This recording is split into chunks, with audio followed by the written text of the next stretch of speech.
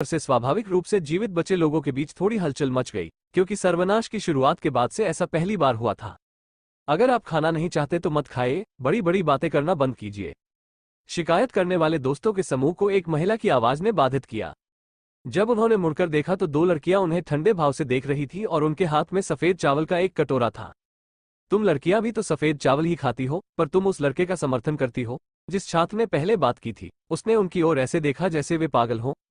हमें बड़े भाई बाय, बड़ी बहन शांगगुआन, बड़े भाई चेन और बड़े भाई पेंग ने महिला छात्रावास से बचाया था। तुम्हारे विपरीत हम दोनों को पता है कि हमें खिलाने वाले हाथ को नहीं काटना चाहिए। उसी लड़की ने उन्हें घृणा से देखा। एक काय के लिए आपकी आवाज बहुत अच्छी है, चश्मा पहने हुए छात्र ने नाक भान सिकोड़ते हुए अपनी आवाज ऊंची कर दी। लड़की गुस्सा होने ही वाली थी कि तभी उसकी सहेली ने धीरे से उसका हाथ खींचकर उसे रोक लिया। दूसरी लड़की ने 5 लोगों के समूह को देखा और ठंडे स्वर में व्यंग्य किया, तुम लोग वास्तव में नहीं जानते कि क्या अच्छा है। यदि तुम लोग जानते कि लगभग पूरे सप्ताह भूखा रहना कितना डरावना होता है, तो मुझे यकीन है कि तुम लोग कुत्तों की तरह रेंगते हुए एक कटोरी सफेद चावल की भीख मांगते, जैसा कि तुम अभी घृणा कर रहे हो। पहली लड़की का नाम लिंग मिंग था और दूसरी लड़की का नाम जियाओ रोंग था। दोनों ही नए छात्र थे और अतीत में उनके पास भी कई प्रेमी थे, क्योंकि वे काफी सुंदर थी। हालांकि जब दुनिया बदल गई तो वे महिला छात्रावास की तीसरी मंजिल पर फंस गईं, और जब उन्होंने पहले दिन खिड़की से मदद के लिए पुकारा तो वे सभी पुरुष जिन्होंने उनकी रक्षा करने की कसम खाई थी, मुर्गियों की तरह भाग गए। लगभग पूरे एक सप्ताह तक भूखे रहने के बाद और यह महसूस करने के बाद कि सुंदरता और खोखले शब्द अब क्रिया और सच्ची ताकत जितने महत्वपूर्ण नहीं थे, लिंग मिंग और शियाओ रोंग इस हद तक परिपक्व हो गए थे कि नए छात्रों के रूप में भी वे तीसरे वर्ष के पुरुष छात्रों के इस समूह की तुलना में अधिक समझदार थे। धीरे धीरे ये बहस हाथ से बाहर होने लगी और इस हद तक बढ़ गई कि अधिक लोग भी इसमें शामिल होने लगे, और जो आवाजें पहले फुसफुसाहट भर थीं, वे अब गुस्से और शर्मिंदगी की चीखों में बदलने लगी। oceanofpdf.com अध्याय 67 सबसे शक्तिशाली राजा है, भाग 1। तुमने क्या कहा, तुम छोटे से बकवास के टुकड़े? मैंने कहा था ना तुम काय हो, इसीलिए तुम जो खा रहे हो, जबकि मैं तुमसे बेहतर चीजें खरीद रहा हूं। तुम बस एक दिखावटी कुत्ते में बदल रहे हो, लेकिन तुम अभी भी एक कुत्ते हो। सिर्फ एक कुत्ता होने के बजाय एक ऐसा कुत्ता होना बेहतर है जो दिखावा कर सके। मौखिक झगड़ा 2 नए छात्रों और 5 दोस्तों के समूह से आसपास के इलाके में फैल गया और यह नियंत्रण से बाहर होता जा रहा था। जो लोग सबसे अच्छी चीजें खाते थे वे सबसे खराब चीजें खाने वालों पर अपनी श्रेष्ठता दिखाने लगे, और जो लोग सबसे खराब चीजें खाते थे वे सबसे अच्छा खाने वालों का मजाक उड़ाने लगे। चूंकि दुनिया 6 दिन पहले ही बदल चुकी थी, इसलिए इन सभी लोगों को धातु की सलाखों वाली छोटी खिड़कियों से आने वाली किरणों के अलावा कोई भी सूरज की रोशनी नहीं दिखी थी। कैद के साथ साथ कभी कभी कुछ उत्परिवर्तित जानवरों की दूर से दहाड़ और यह जानने का डर कि मौत लगातार उनके सिर पर मंडरा रही है, ने इन सभी लोगों को, जिनके पास सोने के लिए आरामदायक जगह भी नहीं थी, इतना तनावग्रस्त कर दिया कि गिलास के छलकने के लिए बस एक छोटी सी बूंद ही काफी थी। अब जबकि संघर्ष की एक छोटी सी चिंगारी अंततः भड़क उठी थी, सभी लोग अपनी दबी हुई हताशा को बाहर निकालने तथा अपने कंधों पर हावी हो रहे भय को दूर करने के प्रयास में तुच्छ मामलों पर बहस करने लगे। बाई जेमिन चुपचाप अपनी जगह से सब कुछ देख रहा था और अपना खाना खाता रहा, जैसे कि उसे किसी भी बात की चिंता नहीं थी। वो यीजुन ने अचानक हुई गड़बड़ी पर अपनी भौहें उठाईं और बाई जेमिन की ओर देखते हुए सावधानीपूर्वक पूछा, क्या आप उन्हें नहीं रोकेंगे? कोई जरूरत नहीं, उसने आगे की ओर इशारा करते हुए अपना सिर हिलाया और हल्के से कहा, आकर्षक राजकुमार और सुंदर राजकुमारी वैसे भी ऐसा करेंगे। आकर्षक राजकुमार और सुंदर राजकुमारी। वो यीजुन ने बाई जेमिन की निगाह का अनुसरण किया और अंततः समझ गया कि वो किस बारे में बात कर रहा था। तुम बहुत मजाकिया हो, हे। वह अपना सिर हिलाने से खुद को रोक नहीं पाई और हंसने लगी जब उसने शांगगुआन बिंगजू और चेन हे को संघर्ष के केंद्र की ओर चलते देखा। बाई जेमिन ने अनजाने में अपना खाना खाना बंद कर दिया और अपनी आंखों के कोने से अपने पास बैठी महिला को देखा। अजीब है, वह है, यह कोई नई बात है। बाई जेमिन ने अपना सिर हिलाया और आगे देखते हुए अपना खाना खाना जारी रखा। शांगगुआन बिंगजू के चेहरे पर गहरी उदासी थी, जबकि चेन हे जो कुछ हो रहा था उससे कुछ चिंतित दिख रहा था। वे दोनों ही बड़े परिवारों से थे, इसलिए वे अच्छी तरह जानते थे कि संकट के समय आंतरिक विवाद अंत की शुरुआत होते हैं। अगर इस समय वे एकजुट होकर खड़े नहीं हो सकते तो मानवता के लिए इस चुनौती से पार पाना मुश्किल है, क्योंकि उन पर न केवल बाहरी हमला होगा बल्कि वे अंदर से भी टूट जाएंगे। ये कांड इस हद तक पहुंच गया था कि आपस में मिली जुली आवाजों के कारण ये समझना असंभव हो गया था कि दूसरे क्या कह रहे हैं, और इसलिए किसी ने भी उन दोनों के पास आने पर ध्यान नहीं दिया। सब लोग एक बार और हमेशा के लिए चुप हो जाओ। एक गहरी आवाज आधी रात में बिजली की तरह गरजी, और जो आवाजें पहले बहुत तेज लग रही थीं, वे ऐसे दब गई जैसे कुछ हुआ ही न हो। चिल्लाने वाले स्थान के सबसे निकट मौजूद लोगों के फेफड़ों में दर्द होने लगा और उन्हें हल्की सी सीटी जैसी आवाज महसूस हुई। जिस व्यक्ति ने चिल्लाया था वो निश्चित रूप से चेन हे था, एक ऐसे व्यक्ति के रूप में जिसका स्तर काफी ऊंचा था और जो लगातार विकसित हो रहा था और लड़ रहा था, उसका पूरा सामान्य शरीर एक सामान्य व्यक्ति की तुलना में कम से कम 5 या 6 गुना अधिक शक्तिशाली था। मैं ये चेन हे और शांगगुआन बिंगजू है। मुझे लगता है कि हम थोड़ा आगे बढ़ गए। चेन हे के सामान्यतः सौम्य चेहरे पर गहरे भाव देखकर तथा शांगगुआन बिंगजू के चेहरे पर सामान्य से भी अधिक ठंडे भाव देखकर कुछ लोग यह महसूस करने के बाद कि उन्होंने क्या किया है, डरे बिना नहीं रह सके। ये देखकर कि हर कोई चुप था, चेन हे ने उदास भाव से बचे हुए लोगों की भीड़ को चीरते हुए ऊंची आवाज में कहा, तुम सब बेवकूफ हो। क्या तुम्हें एहसास नहीं है कि तुम्हारे कारण होने वाला ये सारा हंगामा आसपास के इलाके से शक्तिशाली जीवों को आकर्षित कर सकता है? हमने अभी तक पूरे इलाके को साफ नहीं किया है और इस जगह का केवल उत्तरी इलाका ही अपेक्षाकृत सुरक्षित है। चूंकि वे आपूर्ति की तलाश में केवल फार्मेसी और रेस्तरां में गए थे, इसलिए केवल उन 2 स्थानों के आसपास के क्षेत्र को ही सुरक्षित माना गया। हालांकि जिम के दक्षिण, पश्चिम और पूर्व में अभी भी सभी प्रकार के जीव जंतु और हजारों हजारों ज़ॉम्बी मौजूद थे। चेन वो पहले ही अपनी आंखों से देख चुका था कि प्रथम श्रेणी का अस्तित्व कितना भयानक था और जानता था कि यदि उनमें से 2 या अधिक प्राणी प्रकट हुए तो इस स्थान पर बचे हुए अधिकांश, यदि नहीं तो सभी, बिना अपना बचाव करने में सक्षम हुए ही मारे जाएंगे। वे सभी डर के मारे अपना सिर नीचे झुकाए हुए थे और विरोध करने की हिम्मत नहीं जुटा पा रहे थे। हालांकि कई लोग उग्र हो सकते थे और असहमत हो सकते थे, लेकिन किसी ने भी इसे जोर से कहने की हिम्मत नहीं की। क्या कोई मुझे ये बताना चाहता है कि यहाँ क्या हुआ? शांगगुआन बिंगजू ने आखिरकार मामले का मूल प्रश्न पूछा, क्योंकि वो जवाब की प्रतीक्षा में एक एक करके लोगों के चेहरों को देख रही थी। बड़ी बहन बिंग, ये सब इस कृतघ्न व्यक्ति की वजह से शुरू हुआ। जियो रोंग आगे बढ़ा और शिकायत करने वाले पहले छात्र की ओर इशारा किया। लिंग मिंग ने भी आगे बढ़कर अपनी दोस्त का समर्थन किया। यह सही है, यह व्यक्ति और उसके दोस्त कृतघ्न है। न केवल वे कायरों की तरह दूसरों की पीठ पीछे बातें करते हैं, बल्कि वे ये भी नहीं जानते कि निस्वार्थ भाव से उन्हें दी गई दयालुता की सराहना कैसे करें। वो तीक्ष्ण बुद्धि वाला छात्र पीला पड़ गया और उसके पास खड़े दोस्तों के समूह ने उन दोनों लड़कियों को रक्त रंजित आंखों से देखा, मानो वे उनका मांस खा जाना चाहते हों। क्या ये सच है? चेन हे ने भौहें सिकोड़ते हुए पूछा और पांचों के समूह की ओर सख्ती से देखा। बेहतर होगा कि तुम सच बताओ। वर्तमान में हमारे पास इतनी सारी बाहरी समस्याएं हैं कि हम आंतरिक समस्याओं को बर्दाश्त नहीं कर सकते। मुझे बताओ कि तुम्हारा नाम क्या है और यह बताओ कि यह सब उपद्रव कैसे हुआ ताकि हम इसका समाधान खोजने की कोशिश कर सकें। युवक ने अपने दांत पीसते हुए बाई जैमिन की ओर देखा, जो अभी भी अपना सिर नीचे करके एक खूबसूरत महिला के साथ खाना खा रहा था। आखिरकार हिम्मत जुटाते हुए युवक ने चेन हे और शांगगुआन बिंगजू की ओर देखा और सीधे स्वर में कहा, मेरा नाम पेई फेंग है। मैं अर्थशास्त्र विभाग में 3रे वर्ष का छात्र हूँ। इस सारे हंगामे की वजह वो नियम है जो उसने पहले बनाया था। शांगगुआन बिंगजू ने अंदर ही अंदर आह भरी और पेई फेंग के कुछ और कहे बिना ही उसे पता चल गया कि इस सारी परेशानी की जड़ क्या है।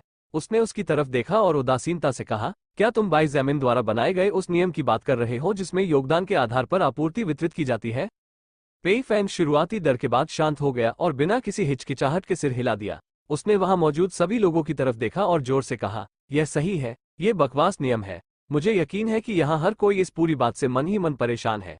मेरा मतलब है, चलो, कौन अपने सही दिमाग में ऐसा करने के लिए तैयार होगा?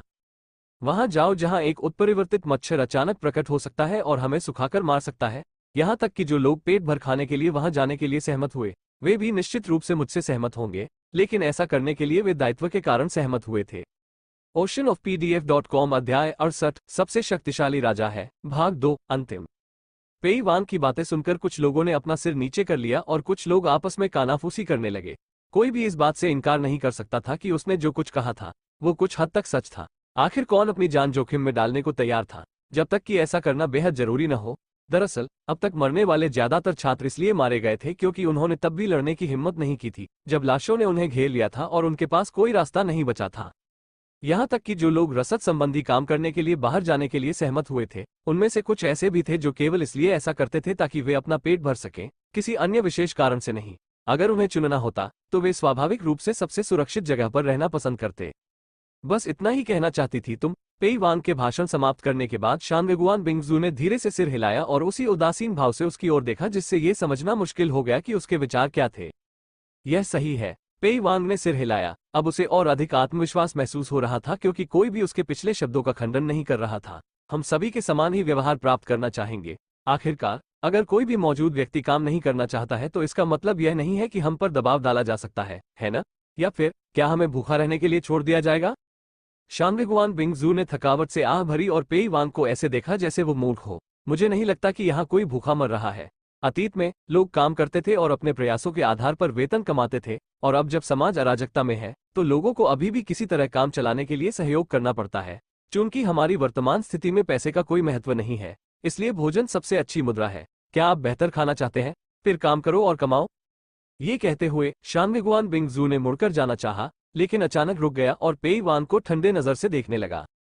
बस एक और बात, अगर आप में से कोई भी हम लोगों के पीछे कुछ भी बुरा बोलने की हिम्मत करता है जो आपकी जवान त्वचा को स्वस्थ रखते हैं, तो बेहतर होगा कि आप खुद को इसके परिणामों के लिए तैयार रखें।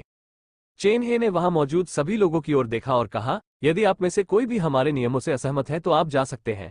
कोई भी आपको आपकी इच्छा के विरुद्ध नहीं रोक रहा है। मुझे यकीन है कि जब आप वहां किसी जोबी से मिलेंगे तो आप दया की भीख मांगते हुए वापस आएंगे। ऐसा कहने के बाद चेन हे ने मुड़कर शानविगुआन बिंगजू का पीछा किया और बाई जेमिन को देखा, जो दूसरों की राय की परवाह किए बिना अपना खाना खाना जारी रखे हुए था। अगर यह पहले होता तो चेन हे ऐसे शब्द नहीं कहता, लेकिन वो धीरे धीरे इस नई दुनिया के अनुकूल हो रहा था और हालांकि यह आसान नहीं था, वह जानता था कि अगर वह चाहता था कि इस समूह में किसी तरह की व्यवस्था हो तो यह जरूरी था। अन्यथा अगर हर कोई वही करे जो वह चाहता है तो सब कुछ एक आपदा बन जाएगा। इससे पहले कि वे इसे समझें, पेई वान का चेहरा पीला पड़ गया क्योंकि उसे एहसास हुआ कि इस स्थिति में उसके शब्दों का कोई महत्व नहीं था। भले ही अन्य बचे हुए लोग उससे सहमत हों, तो क्या हुआ, कोई भी उसका समर्थन करने के लिए तैयार नहीं होगा, चाहे कुछ भी हो, क्योंकि उन्हें जीवित रहने के लिए मुख्य सेनानियों की आवश्यकता थी। अब तुम्हें समझ में आया, अपनी जगह जानो। जियो रोंग ने उसे एक जोकर की तरह देखा और फिर पलटकर उस जगह से जितना संभव हो सके दूर चला गया। कुत्ता भी उस हाथ को नहीं काटता जो उसे खिलाता है। क्या तुम अब भी इंसान हो या क्या? लिंग मिंग ने उसे घृणा भरी नजर से देखा और फिर नाक सिकोड़ते हुए अपनी दोस्त के पीछे चली गई। ऐसे व्यक्ति के करीब रहने का कोई इरादा नहीं था। न केवल दोनों लड़कियों ने उसे तिरस्कार भरी नजरों से देखा, बल्कि अन्य सभी लोग जो उसकी तरह सफेद चावल खा रहे थे, उन्होंने भी उसे वैसी ही नजरों से देखा और चले गए। पहले वे उसी समूह में थे जो नए खाद्य वितरण नियम से नाखुश और असंतुष्ट थे, लेकिन अब जब शानविगुआन बिंगजू और चेन हे ने भी बिना किसी सहमति के बाई जेमिन का पक्ष लिया था, तो वे भी नाराज हो गए थे। झिझक के कारण इनमें से किसी भी जीवित बचे व्यक्ति ने पेई वान के पास रहने की हिम्मत नहीं की, क्योंकि उन्हें डर था कि कहीं उन्हें कृतघ्न करार दे दिया जाए और उनके साथ और भी बुरा व्यवहार किया जाए। पेई वान को यह देखकर आश्चर्य हुआ कि उसके करीबी दोस्तों ने भी उसकी ओर शर्म से देखा और फिर मुड़कर चावल के कटोरे लेकर चले गए। कुछ सेकंड के लिए वहां एक अजीब और थोड़ा भारी माहौल के बीच शांति छा गई। फिर एक सहज और उदासीन आवाज ने शांति को तोड़ा।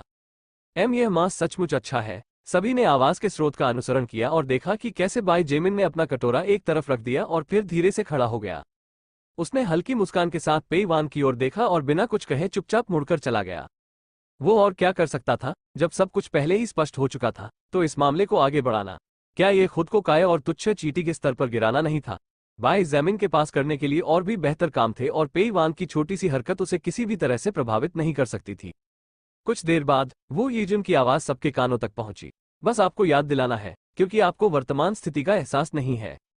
यहाँ नियम अब मौजूद नहीं है, समाज वास्तव में गिर गया है और यहाँ तक कि चीन की केंद्र सरकार भी जवाब नहीं देती है, क्योंकि मैं प्रधानमंत्री की पोती भी इन परिस्थितियों में हूँ। मैं आपको दयालुता से सलाह देती हूँ कि आप ऐसे व्यक्ति के धैर्य की सीमा को न छेड़ें जिसकी ताकत शायद हम सभी में सबसे अधिक है। मेरा विश्वास करें, आप सभी बहुत भाग्यशाली हैं कि आपके पेट में भोजन है और आपको इसकी सराहना करनी चाहिए और इसके लिए आभारी होना चाहिए। ये शब्द कहने के बाद वो यीजुन ने शानविगुआन बिंगजू और उसके समूह की ओर चलने से पहले पेई वान को ठंडी नजर से देखा। सबसे पहले वो यीजुन की असली पहचान जानकर सभी हैरान और अचंभित थे। हालांकि जल्द ही यह आश्चर्य और आश्चर्य भय में बदल गया, क्योंकि अगर उसने जो कहा वो सच था और वह वास्तव में उसकी पोती थी। चीनी प्रधानमंत्री के लिए ये तथ्य कि वह यहाँ है और उन्हें लगभग एक सप्ताह तक भूखा रहना पड़ा, इसका मतलब है कि केंद्र सरकार वास्तव में बड़ी मुसीबत में है, अन्यथा उनका परिवार पहले से ही यहाँ उनकी तलाश में होता। इसके अलावा वो यूजीन के शब्दों का एक और निहितार्थ था और वह ये था कि बाई जेमिन ने पहले ही एक व्यक्ति को लाश में फेंक दिया था। एक और व्यक्ति से शायद उसे कोई फर्क नहीं पड़ेगा, इसलिए आज्ञाकारी रहना और अनावश्यक रूप से परेशानी पैदा नहीं करना बेहतर था। तारांकन तारांकन तारांकन, मनुष्य वास्तव में घृणित है। लिलित ने घृणा से हंसते हुए अपने नाजुक पैरों को धीरे से हिलाया। इस समय वह एक बड़ी संगमरमर की मेज पर बैठी हुई बाई जेमिन की गतिविधियों को उत्सुकता से देख रही थी। वास्तव में, लेकिन सिर्फ मनुष्य ही नहीं, मुझे लगता है कि कोई भी बुद्धिमान जाति उतनी ही लालची होगी। सभी नहीं, मैंने कई जातियों को एक ही सामान्य उद्देश्य के लिए कार्य करते देखा है, हालांकि ये दुर्लभ है। लानत है एलियंस पर। वैसे बाई जेमिन, आप क्या कर रहे हैं? तुम्हारा मतलब ये है? बाई जेमिन ने ब्लेजिंग रिंग और हरिकेन नेकलेस को उतारकर मेज पर रख दिया, और जब उसने उनका निरीक्षण किया तो उसके चेहरे पर एक मुस्कान उभरी। ये दो वस्तुएं पहली दो कुंजियां हैं जो मेरे लिए विकास का द्वार खोलेंगी। oceanofpdf.com अध्याय 69, मन को नियंत्रित करना कठिन। प्रलय की शुरुआत के बाद से छठे दिन की रात बहुत अधिक शोर के बिना समाप्त हो गई और दूर से किसी प्राणी की कभी कभार आने वाली डरावनी दहाड़ के अलावा कुछ भी उल्लेखनीय नहीं हुआ। सूर्य की पहली किरण के उतरने के साथ ही पृथ्वी पर आत्मा अभिलेख के आगमन का 7वां दिन आधिकारिक रूप से शुरू हो गया, जबकि एक सप्ताह पहले ही दुनिया बदल चुकी थी और समाज का पतन हो चुका था। जब बाई ज़ैमिन ने अन्य समूह के नेताओं और अपने अधीनस्थों से मुलाकात की तो शिक्षकों द्वारा बचे हुए लोगों को एक एक करके जगाया जा रहा था। बिना अधिक विलंब किए तथा दिन में उपलब्ध प्रकाश का पूरा लाभ उठाने की इच्छा से एक साधारण नाश्ता तैयार किया गया, जिसमें उन लोगों के लिए भाप से पका हुआ एक बन जो काम करने के लिए तैयार थे उनके लिए 2 बन तथा सेनानियों के लिए 2 बन के साथ एक कार्टन दूध था। वो यीजुन ने अपने हाथों में दूध के डिब्बे को देखा और अंदर से कड़वाहट महसूस किए बिना नहीं रह सकी। अतीत में वो चीन में पैकेज दूध का स्वाद कभी नहीं लेती थी क्योंकि लोगों में कैंसर होने के मामले आम थे और वो कभी भी आयातित दूध के अलावा कुछ नहीं पीती थी। हालांकि 6 दिनों तक भूख का अनुभव करने के बाद इस छोटी राजकुमारी को पता चल गया था कि अतीत की दुनिया अब मौजूद नहीं है और बदलावों के दर्द के साथ उसने खुशी से दूध पिया। जो भी सबसे तेजी से अनुकूलन करेगा उसके जीवित रहने की संभावना सबसे अधिक होगी और वो यीजुन मरने को तैयार नहीं थी, चाहे उसे जीवित रहने के लिए कुछ भी करना पड़े, जब तक वो एक महिला के रूप में अपनी गरिमा बनाए रख सकती थी। नाश्ते के बाद शानविगुआन बिंग जूलियांग पेंग और चेन हे ने काम करने के लिए तैयार बचे लोगों में से लगभग 50 या 60 लोगों का एक समूह चुना और सावधानीपूर्वक फार्मेसी की ओर चल पड़े ताकि पहले को हटाना शुरू किया जा सके। ब्लेजिंग बीटल का खोल मंगवाएं और मांस को व्यवस्थित करें, ये जांचने से पहले कि यह खाने योग्य है या नहीं। चलो चले, काम पर लगने का समय हो गया है। बाई ज़ैमिन ने देखा कि कैसे बचे हुए लोगों का समूह एक इमारत के कोने में गायब हो गया और फिर उसने अपने बगल में खड़े 3 लोगों को देखा। फू जुएफेंग, कै जिंगई और जोंग दे खड़े थे और उसे छिपी हुई श्रद्धा से देख रहे थे। उन तीनों ने देखा था कि फर्स्ट ऑर्डर विकसित ज़ॉम्बी कितना भयानक था और समूह के 4 सबसे मजबूत विकसित लोगों में से केवल बाई ज़ैमिन ही उसे दबा पाया था, जबकि शानविगुआन बिंगजू ज़ॉम्बी के एक ब्लेड के खो जाने के बाद उसे मुश्किल से नियंत्रित कर पाया था। वर्तमान में बाई ज़ैमिन के 4 अधीनस्थ लगभग स्तर 5 या स्तर 6 पर थे और जितना अधिक उनका स्तर ऊपर गया और जितने अधिक आंकड़े उन्होंने प्राप्त किए उतना ही उन्हें एहसास हुआ कि उसकी ताकत कितनी अपार थी और उतना ही अधिक उनके मन में उसके लिए सम्मान बढ़ा और साथ ही उन्हें इस बात के लिए कृतज्ञता भी महसूस हुई कि उसने उन्हें सुरक्षित रूप से ऐसी शक्ति प्राप्त करने की अनुमति दी। तीनों ने दृढ़ निश्चय के साथ सिर हिलाया और बाई ज़ैमिन ने भी संतुष्टि में सिर हिलाया और फिर मुड़कर उस विपरीत दिशा में चल दिया जहां से शानविगुआन बिंगजू के नेतृत्व में बचे हुए लोगों का बड़ा समूह निकला था। जबकि शानविगुआन बिंगजू का समूह फर्स्ट ऑर्डर बीटल के मांस पर काम कर रहा था, बाई ज़ैमिन और उनके समूह ने विश्वविद्यालय के दक्षिण में रास्ता साफ करने का काम अपने ऊपर ले लिया तथा आसपास दिखाई देने वाले ज़ॉम्बी और अन्य प्राणियों को नष्ट कर दिया। जहां तक कांगलैन की बात है, बाई ज़ैमिन ने उसे जिम्नेजियम में आपूर्ति की देखभाल करने के लिए छोड़ दिया क्योंकि उसे किसी भी जीवित बचे व्यक्ति पर भरोसा नहीं था। उसने उसे आश्वासन दिया कि कल कोई और उसकी जगह ले लेगा और वह अनावश्यक असंतोष से बचने के लिए अपने स्तर को भी बढ़ा सकती है।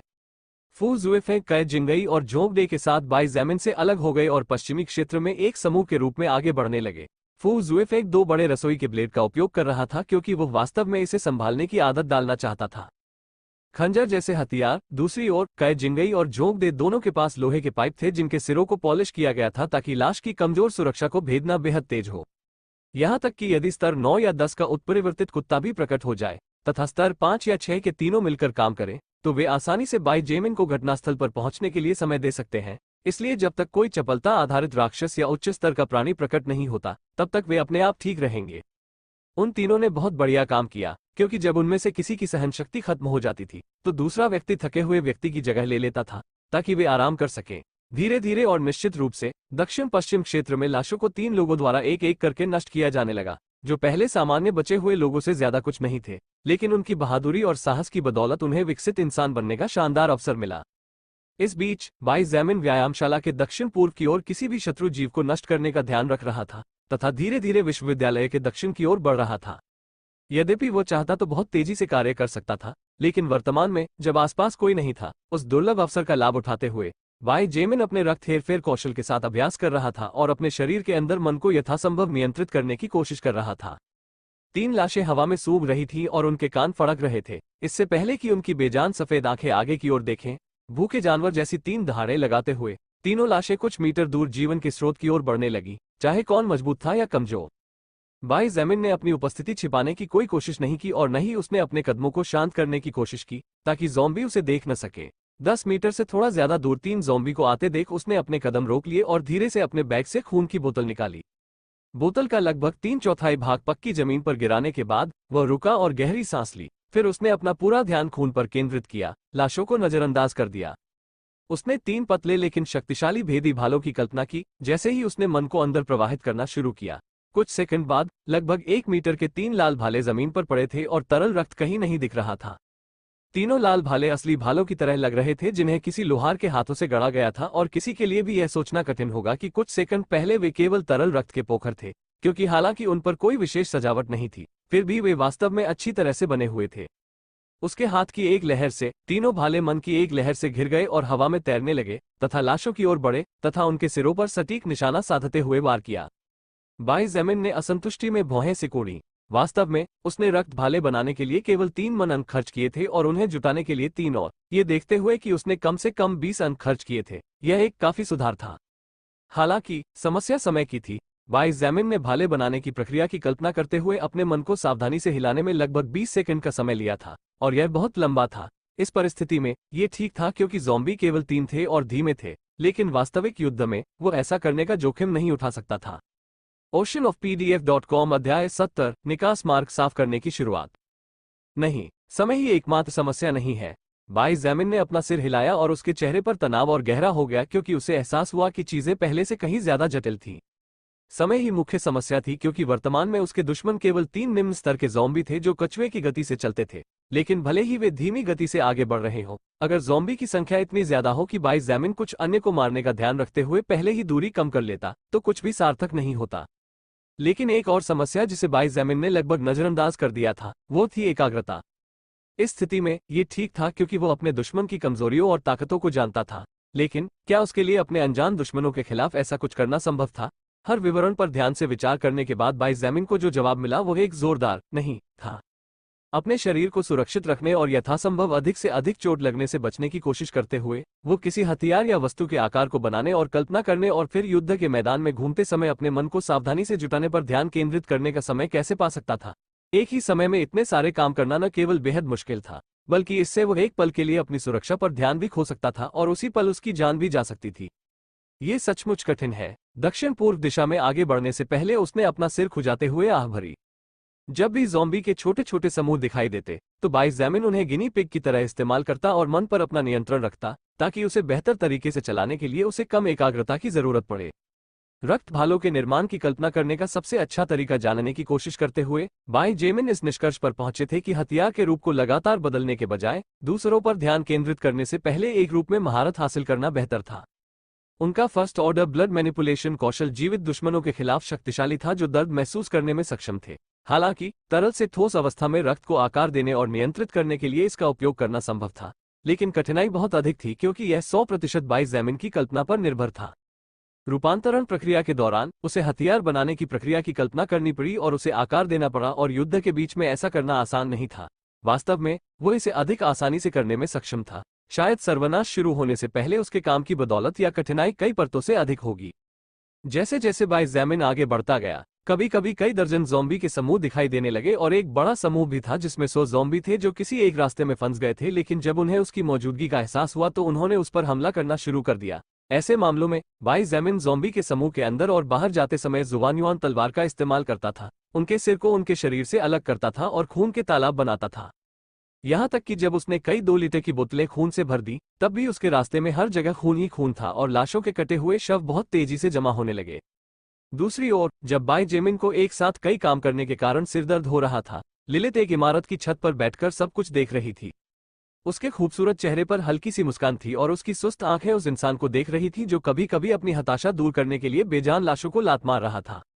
मुझे भी उस समय मन के अस्तित्व की आदत डालने में पूरा 1 साल लग गया था, लेकिन आपको पहले से ही इस बात का एक प्रारंभिक विचार है कि इसे कैसे नियंत्रित किया जाए और इसे इच्छानुसार कैसे उपयोग किया जाए। फिर भी आपको शिकायत करने की हिम्मत है, बड़ी बहन। वास्तव में मैं सचमुच तुम्हें सजा देने के लिए उत्सुक हूँ, छोटे ज़मीन। हे, उसने चुपके से हंसने से पहले खुद से फुसफुसाया। तारांकन freewebnoe.com व्यायामशाला के उत्तर में, जहां बाई ज़मीन और उनके 3 अधीनस्थ वर्तमान में स्थित थे, उसके बिल्कुल विपरीत दिशा में 50 लोगों के निरंतर प्रयासों से विशालकाय हाथी भरिंग को धीरे धीरे उसके खोल से अलग किया जा रहा था। भरिंग का खोल इतना सख्त था कि बाई ज़मीन को भी अपनी तलवार चलाने में समय लगेगा, जो 40 से नीचे के स्तर के लगभग किसी भी प्राणी की सुरक्षा को भेदने में सक्षम थी। हालांकि अब जब फर्स्ट ऑर्डर ब्लेजिंग बीटल कई दिनों से मर चुका था और बाई जैमिन द्वारा उसकी कुछ आत्मा शक्ति को अवशोषित करने के बाद उसकी सुरक्षा में जबरदस्त गिरावट आई थी, तो खोल अब पहले की तरह मांस से जुड़ा नहीं था। बाई जेमिन ने एक दिन पहले लियांग पेंग के भारी हथौड़े से जोरदार प्रहार करके जो छेद बनाया था तथा उस प्राणी के कवच में फैली दरारों का लाभ उठाते हुए बचे हुए लोगों ने चाकू, लोहे की पाइपें तथा अन्य कोई भी वस्तु जिसका लाभ उठाया जा सकता था का प्रयोग करना शुरू कर दिया। उन्होंने खोल को थोड़ा ऊपर उठाया और बनी हुई छोटी सी जगह का उपयोग करते हुए दूसरों ने जल्दी से मांस को काट दिया, जिससे खोल अलग हो गया। जमीन पर धातु जैसी वस्तुओं का एक बड़ा ढेर था जो लगभग 1 मीटर ऊंचा एक छोटा पहाड़ बना रहा था। यह निश्चित रूप से उस खोल के अवशेष थे जिन्हें सफलतापूर्वक हटा दिया गया था। जब बचे हुए लोग फार्मेसी की तीसरी मंजिल पर खड़े होकर काम कर रहे थे, वू यीजुन, गाओ मिन, लीना, शानविगुआन बिंगजू, चेन हे और लियांग पेंग नीचे देख रहे थे। उनमें से कुछ उत्सुकता से देख रहे थे, कुछ उदासीनता से और कुछ किसी भी स्थिति से निपटने के लिए आसपास के माहौल का निरीक्षण कर रहे थे। तो क्या आप इस राक्षस के खोल का उपयोग कुछ विशेष करने के लिए करना चाहते हैं? वू यीजुन ने अपनी आंखों में शरारती चमक लाते हुए पूछा। शानविगुआन बिंगजू ने थोड़ा सिर हिलाया और धीरे से समझाया, आज नाश्ते के दौरान बाई जैमिन ने मुझे शेल को फेंकने के बजाय रखने के लिए कहा, क्योंकि जब हम यहाँ से निकलेंगे तो वो इसका अच्छा इस्तेमाल कर सकते हैं। इसके अलावा हम इसे बसों की सुरक्षा के लिए धातु की प्लेट के रूप में भी इस्तेमाल कर सकते हैं जब हम बाहर निकलने वाली सड़क को साफ करेंगे। ओह बिंगजू, क्या ये हो सकता है कि तुम्हारी उसके साथ कोई निजी मुलाकात हुई हो? वो यीजुन ने अपनी हंसी रोकी और आश्चर्य से पूछा, ऐसा कब हुआ? निजी मुलाकात? शानविगुआन बिंगजू ने भौहें सिकोड़ते हुए और सिर हिलाते हुए हैरानी से कहा, नहीं, हमने अलग अलग रास्ते पर जाने से पहले सिर्फ 2-4 शब्द कहे। वो दक्षिण की ओर चला गया और हम उत्तर की ओर। लेकिन यीजुन, तुम ऐसा क्यों पूछ रहे हो? खैर, वो मांस निश्चित रूप से कोमल और मुलायम लग रहा है। चेन हे ने अचानक बातचीत में हस्तक्षेप किया और बीटल मांस की ओर इशारा किया जो कच्चा होने पर भी स्वादिष्ट लग रहा था। इमारत के अंदर मौजूद लोगों ने उसे अजीब निगाहों से देखा और शानविगुआन बिंगजू ने खुद को ये पूछे बिना नहीं रखा, चेन हे, मुझे नहीं पता था कि आप बीटल मांस के प्रेमी हैं। चेन हे का चेहरा जम गया और वो बुरी तरह से लाल हो गया क्योंकि उसे लगा जैसे हर किसी की नजरें उसे घूर रही हैं, जबकि शानविगुआन बिंगजू के शब्द अंतिम वार थे। पफिट हा हा हा हा। वो यीजुन अंततः अपनी हंसी को रोक नहीं सका और आंसुओं और हंसी के बीच हंसते हुए कहने लगा, चेन हे, तुम बहुत स्पष्ट हो। oceanofpdf.com अध्याय 71 गिनी पिग। जब वो यीजुन जोर से हंसा तो लियांग पेंग ने भी चेन हे की ओर देखते हुए हंसना शुरू कर दिया, जैसे वो एक मूर्ख था। अंततः एक क्षण के लिए अचंभित रहने के बाद सुंदर युवा तीरंदाज को अंततः समझ में आ गया कि उसके बचपन के दूसरे दोस्त ने उसके साथ एक बुरा मजाक किया था। चूंकि वो यीजुन अच्छी तरह से जानता था कि चेन हे बाई जेमिन को अपने बचपन के प्यार के स्नेह के लिए एक संभावित दुश्मन के रूप में देखता है, लेकिन उसने उसे चिढ़ाने के लिए ऐसे शब्द कहे, ये स्पष्ट था कि उसके इरादे क्या थे। यीजुन वो समझ नहीं पा रहा था कि हंसे या रोए, क्योंकि वो चुपके से देख रहा था। शानविगुआन बिंगजू पर दुर्भाग्य से वह केवल ये देखकर निराश हुआ कि उसकी अभिव्यक्ति हमेशा की तरह ठंडी और उदासीन थी। उसने मुश्किल से पढ़े जाने वाले भाव के साथ दृश्य को देखा और चुपके से अपना सिर हिला दिया। शानविगुआन बिंगजू को पता था कि वू यीजुन एक ऐसा व्यक्ति था जो माहौल खराब होने पर तनाव कम करने के लिए मजाक करना पसंद करता था। फिर भी मजाक वास्तव में थोड़ा अजीब था। क्या उस परीक्षण विषय में कोई बदलाव आया है जिसने प्रथम श्रेणी बीटल का मांस खाया था? शानविगुआन बिंगजू ने पूछा, पहले की बात पर ध्यान न देते हुए और तुरंत ही उसे भूलते हुए। अभी तो कोई बदलाव नहीं हुआ है। वो यीजुन का चेहरा आखिरकार गंभीर हो गया और उसने छोटे से बंद कमरे की ओर देखते हुए कहा, 4 घंटे हो चुके हैं लेकिन उन लोगों में कोई बदलाव नहीं आया है। क्या तुम कुछ समय और इंतजार करना चाहोगे, बिंगजू? शानविगुआन बिंगजू ने सिर हिलाया और उदासीनता से कहा, यह सही है, चलो रात होने तक इंतजार करते हैं और अगर कोई नकारात्मक बदलाव नहीं होता है तो हम वादे के अनुसार उन्हें तुरंत जाने देंगे। लियांग पेंग ने शानविगुआन बिंगजू को देखा और मन ही मन कांप उठा, क्योंकि उसे एहसास हुआ कि उस ठंडे और उदासीन चेहरे के नीचे वास्तव में एक क्रूर महिला थी। वो जिस परीक्षण विषय के बारे में बात कर रही थी वो वास्तव में कियाओ लॉन्ग के 3 अनुचर थे, जिन्होंने चाटुकार के रूप में अपनी स्थिति का उपयोग करके अन्य लोगों के साथ दुर्व्यवहार किया था। हालांकि कियाओ लॉन्ग को बाई जैमिन के समूह द्वारा पराजित और मारे जाने के बाद वे 3 अनुचर युद्धबंदी बन गए। हालांकि शानविगुआन बिंगजू उन सभी को मारना चाहती थी, लेकिन वह एक बहुत ही चतुर महिला थी जो दुनिया की बड़ी तस्वीर देखने में सक्षम थी। इसलिए खुद के साथ विचार विमर्श करने के बाद वो इन लोगों को गिनी पिग के रूप में इस्तेमाल करने का विचार लेकर आए ताकि फर्स्ट ऑर्डर एलिफेंट बीटल के मांस का परीक्षण किया जा सके और देखा जा सके कि तीनों में से किसी में भी किसी तरह का उत्परिवर्तन या विकृति हुई है या नहीं। शानविगुआन बिंगजू के विचार को बाई जेमिन और लियांग पेंग ने बिना किसी हिचकिचाहट के मंजूरी दे दी, और हालांकि चेन हे को अभी भी लगा कि यह सही नहीं था, फिर भी वो अंततः सहमत हो गया। जब उन्होंने तीनों पुरुष छात्रों को बताया कि उन्होंने कियाओ लॉन्ग की शक्ति का दुरुपयोग किया है, तो स्वाभाविक रूप से उनमें से कोई भी गिनी पिग बनने और बीटल के मांस का स्वाद लेने के लिए सहमत नहीं हुआ। आखिरकार कौन अपने सही दिमाग में ऐसा कुछ खाने के लिए तैयार होगा जो उन्हें मार सकता है या उन्हें किसी तरह के अजीब प्राणी में बदल सकता है? दुर्भाग्य से तीनों लड़कों के पास चुनने के लिए बहुत ज्यादा विकल्प नहीं थे, क्योंकि बाई जैमिन ने धमकी दी थी कि अगर वे काम नहीं करना चाहते तो उन्हें जिंदा ज़ॉम्बी में फेंक दिया जाएगा। इस अवसर का फायदा उठाते हुए शानगुआन बिंगजू ने वादा किया था कि जब तक उनके साथ कुछ बुरा नहीं होता वो उन्हें जाने देगी और कोई भी उन्हें नहीं रोकेगा। बाई जेमिन की ठंडी निगाह के तहत, जो झूठ नहीं बोल रहा था जब उसने कहा कि वो उन्हें लाश में फेंक देगा जैसा कि उसने पहले कियाओ लॉन्ग के साथ किया था, और शानगुआन बिंगजू द्वारा बढ़ाए गए सहयोगी हाथ के तहत 3 पुरुष छात्र आज्ञाकारी रूप से गिनी पिग बन गए। हालांकि लियांग पेंग को उम्मीद नहीं थी कि वो अभी भी इतनी चालाक और क्रूर होगी। अगर उसने उन्हें रात में छोड़ा जब खतरा असीम रूप से कई गुना बढ़ गया था, तो परियोजना में सफल होने की स्थिति में तीनों परीक्षण विषयों के बचने की जो संभावना पहले से ही कम थी वो और भी कम हो जाएगी। उसकी ठंडी और उदासीन अभिव्यक्ति को अपरिवर्तित देखकर लियांग पेंग को अंततः एहसास हुआ कि उसके सामने वाली महिला ने शुरू से ही उन 3 पुरुषों को जीवित रहने देने का इरादा नहीं किया था। बाई जेमिन इतना क्रूर और निर्दयी था कि उसने एक जीवित संवेदनशील व्यक्ति को लाशों के बीच में फेंक दिया, जबकि वह भावशून्य भाव से उन्हें जिंदा खाते हुए देख रहा था। हालांकि शानगुआन बिंगजू जितना क्रूर था, जरूरी नहीं कि उससे कमतर भी हो। कमरे में मौजूद लोग उसे अलग अलग तरह से देख रहे थे, कुछ डर से, कुछ चिंता से, कुछ समझ से और कई जटिल भावनाओं से। हालांकि शानगुआन बिंगजू को इन सब बातों से कोई फर्क नहीं पड़ा और वह लगातार निगरानी करती रही कि बचे हुए लोग ढीले न पड़े और उन्हें खतरे से बचाते हुए ठीक से काम करें। समय तेजी से बीत गया और जिस तरफ बचे हुए लोग बीटल के खोल और मांस पर काम कर रहे थे वहां कुछ खास नहीं हुआ था। आसपास एक भी ज़ॉम्बी दिखाई नहीं दिया था, क्योंकि वे सभी समूह के मुख्य लड़ाकों द्वारा कई लड़ाइयों और इस क्षेत्र और जिम के बीच आगे पीछे चलने के बाद मारे गए थे। दोपहर लगभग 3 बजे बचे हुए लोगों ने अपने हाथों की गति धीमी करनी शुरू कर दी, जिससे काम समय से पीछे होने लगा। गाओ मिन, लीना, फैनवू, आपको परेशान करने के लिए माफी चाहता हूँ, लेकिन क्या आप जाकर काम कर रहे लोगों को बुला सकते हैं? उन्हें बताएं कि खाना तैयार है और वे सब पेट भरकर खा सकते हैं। वो ईजुन ने तुरंत इस बदलाव को महसूस किया और अपने दोस्तों से कहा कि वे काम कर रहे 50 बचे लोगों को सूचित करने का ध्यान रखें। ठीक है। तीनों लड़कियों ने स्वाभाविक रूप से सिर हिलाया और बिना किसी हिचकिचाहट के खड़ी हो गई। अब जब चीजें बदल गई थी तो उन्हें पता था कि अगर वे सभी से तिरस्कृत नहीं होना चाहती तो उन्हें कम से कम सरल काम करने की जरूरत थी। वो यूजीन स्वयं भी नीचे गई और अस्थायी रसोई घर में गई, जो कि साइट पर ही स्थापित किया गया था, ताकि यह जांच सके कि अन्य कार्य कैसे चल रहे हैं। वहां लगभग 10 महिला छात्रों और शिक्षकों का एक समूह, जो अस्थायी रूप से समूह की रसोइया बन गई थी, दोपहर का भोजन बना रही थी। मैं जाकर बाई जेमिन से कहूंगी कि खाना तैयार है। शानगुआन बिंगजू खिड़की की ओर चली गई और बोली, लगभग 7 घंटे हो गए हैं जब से वो ज़ॉम्बी को मार रहा है और उसे शायद अपनी ऊर्जा को फिर से भरने की जरूरत है, या वो दिन के बाकी समय के लिए खुद को बनाए रखने में सक्षम नहीं होगा। बिंगजू, चेन हे ने उसे आवाज दी और वो संदेह भरी नजरों से पीछे देखने से पहले रुक गई। क्या गलत? उसकी बर्फ जैसी ठंडी आवाज सुनकर चेन हे ने यह कहने में संकोच किया कि वो बाई जैमिन की तलाश में उसके पीछे जाएगा। अंत में उसने अपना सिर हिलाया और चिंतित नजर से कहा, तुम सावधान रहो। शानगुआन बिंगजू ने कुछ सेकंड तक उसकी ओर देखा और फिर पलटकर हमेशा की तरह उसी आवाज में कहा, चिंता मत करो, मैं उतनी कमजोर नहीं हूं जितनी दिखती हूं।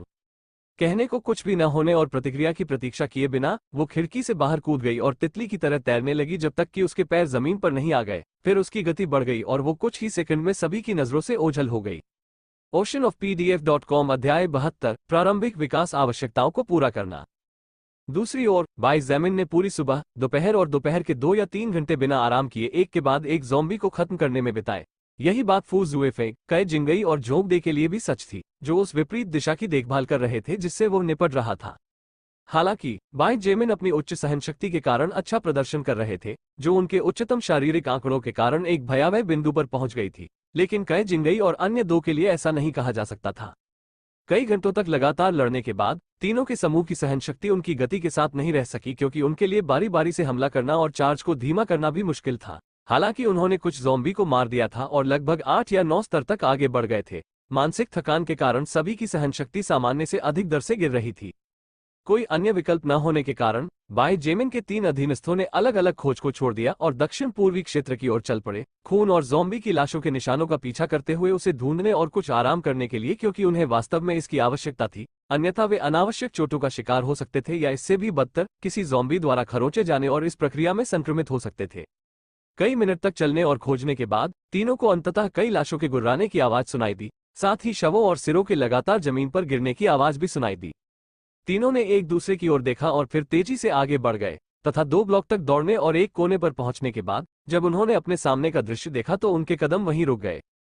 बाई ज़ैमिन का शरीर एक पत्ते की तरह था जो तेज तूफान की हवा में लहरा रहा था जब वो 500 से ज्यादा ज़ॉम्बी की लहर के बीच से भाग रहा था।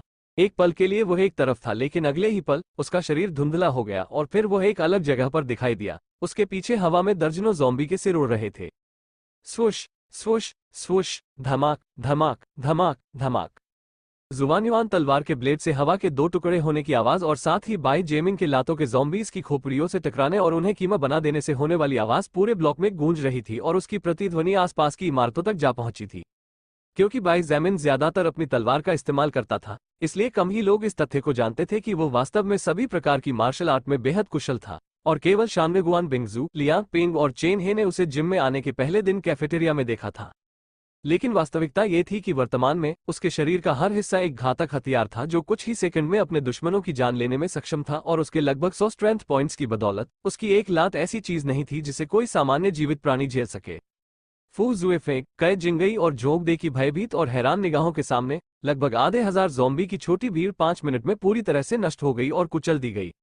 वास्तव में अगर ज़ॉम्बी एक साथ इतने भीड़भाड़ में न होते और बाई ज़ैमिन की भूतिया गतिशीलता में बाधा न डालते तो ज़ॉम्बी बहुत जल्दी खत्म हो जाते क्योंकि वे बाई ज़ैमिन की छाया भी नहीं पकड़ सकते थे और उनकी हरकतें बहुत विस्फोटक थीं क्योंकि ज़ॉम्बी के प्रतिक्रिया करने से पहले ही उनके सिर को लात से कुचल दिया गया था या तलवार से वार करने के बाद हवा में उड़ गए थे।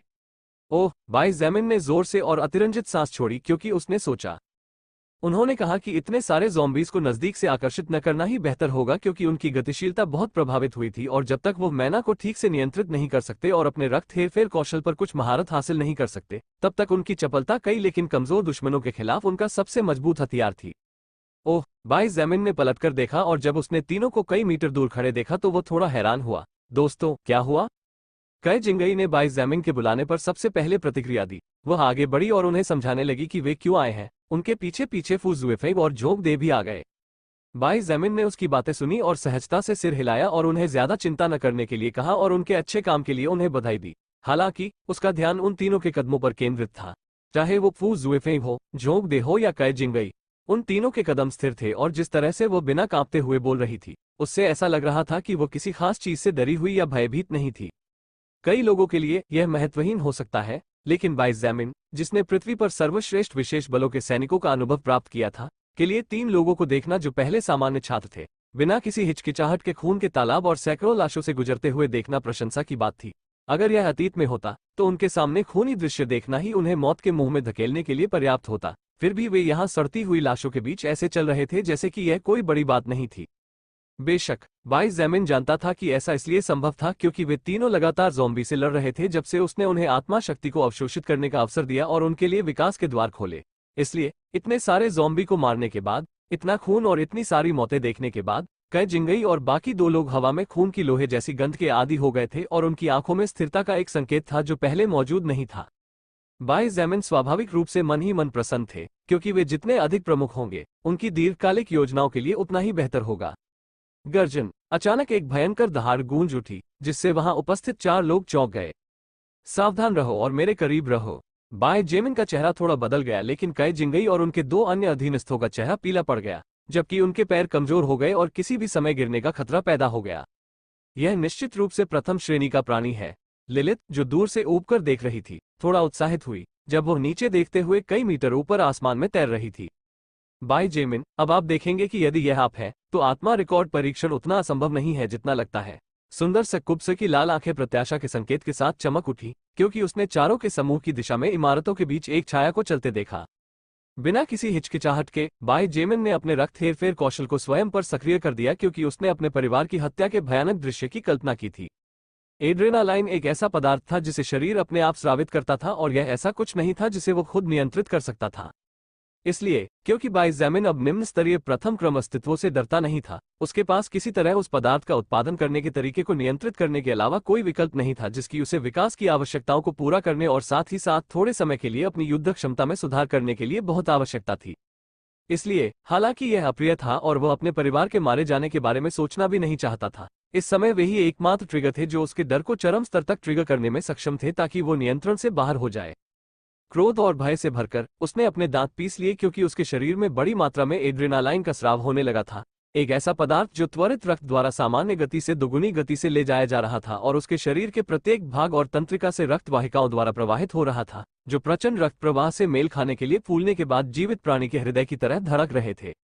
ब्लड मैनिपुलेशन का उपयोग करके एक ही हमले से अनरैंक्ड दुश्मनों को मार डाले। 100/100 रक्त हेरफेर का उपयोग करके अपने आप पर प्रथम आदेश दुश्मन को मार डालो। 0/2 रक्त हेरफेर का उपयोग करके अपने आप पर एक ही हमले से पहले आदेश दुश्मन को मार डालो। 0/1 सबसे सरल आवश्यकता पहले ही पूरी हो चुकी थी और बाइजेमिन दूसरी और तीसरी आवश्यकता को पूरा करने की कोशिश कर रहा था। चूंकि दोनों ही मामलों में खुद पर रक्त हेरफेर को सक्रिय करना जरूरी था, इसलिए उसने बिना किसी हिचकिचाहट के ऐसा किया। उसकी पुतलियां सामान्य आकार से आधी हो गई, जिससे उसकी दृष्टि की सीमा बढ़ गई। उसका शरीर हल्का और अधिक लचीला हो गया, जिससे उसे जोखिम भरी स्थितियों में भी चलने में आसानी हुई। उसका पूरा अस्तित्व एक अजीब स्थिति में लग रहा था, जो उसके अस्तित्व को खतरे में डालने वाले किसी भी तरह के खतरे का सामना करने के लिए तैयार था। oceanofpdf.com अध्याय 73 पहला आदेश अब चुनौती नहीं है। कई जिंगई, फू जुएफेंग और जोंग दे को पता नहीं था कि क्या हो रहा है, लेकिन पिछली दहाड़ के बाद उनके शरीर की हर कोशिका पागल हो गई थी क्योंकि डर ने उन्हें लगभग पूरी तरह से जकड़ लिया था। यह अकेले ही उन्हें यह बताने के लिए पर्याप्त था कि उस समय जो भी दहाड़ रहा था वो निश्चित रूप से ऐसा कुछ नहीं था जिसका वे वर्तमान में सामना कर सके। तीनों के समूह ने जो किया वो ये था कि वे बाई जेमिन के पास पहुंचे और उसके ठीक पीछे 1 या 2 कदम की दूरी पर खड़े होकर चारों ओर सावधानी से देखने लगे तथा स्वयं को बेहतर महसूस कराने के प्रयास में अपने हथियार ऊपर उठाने लगे। उनके विपरीत बाई जेमिन बहुत ज्यादा शांत लग रहे थे। उनका शरीर शांत मुद्रा में था और उनकी तलवार भी किसी आसन हमले से बचाव के लिए तैयार नहीं थी।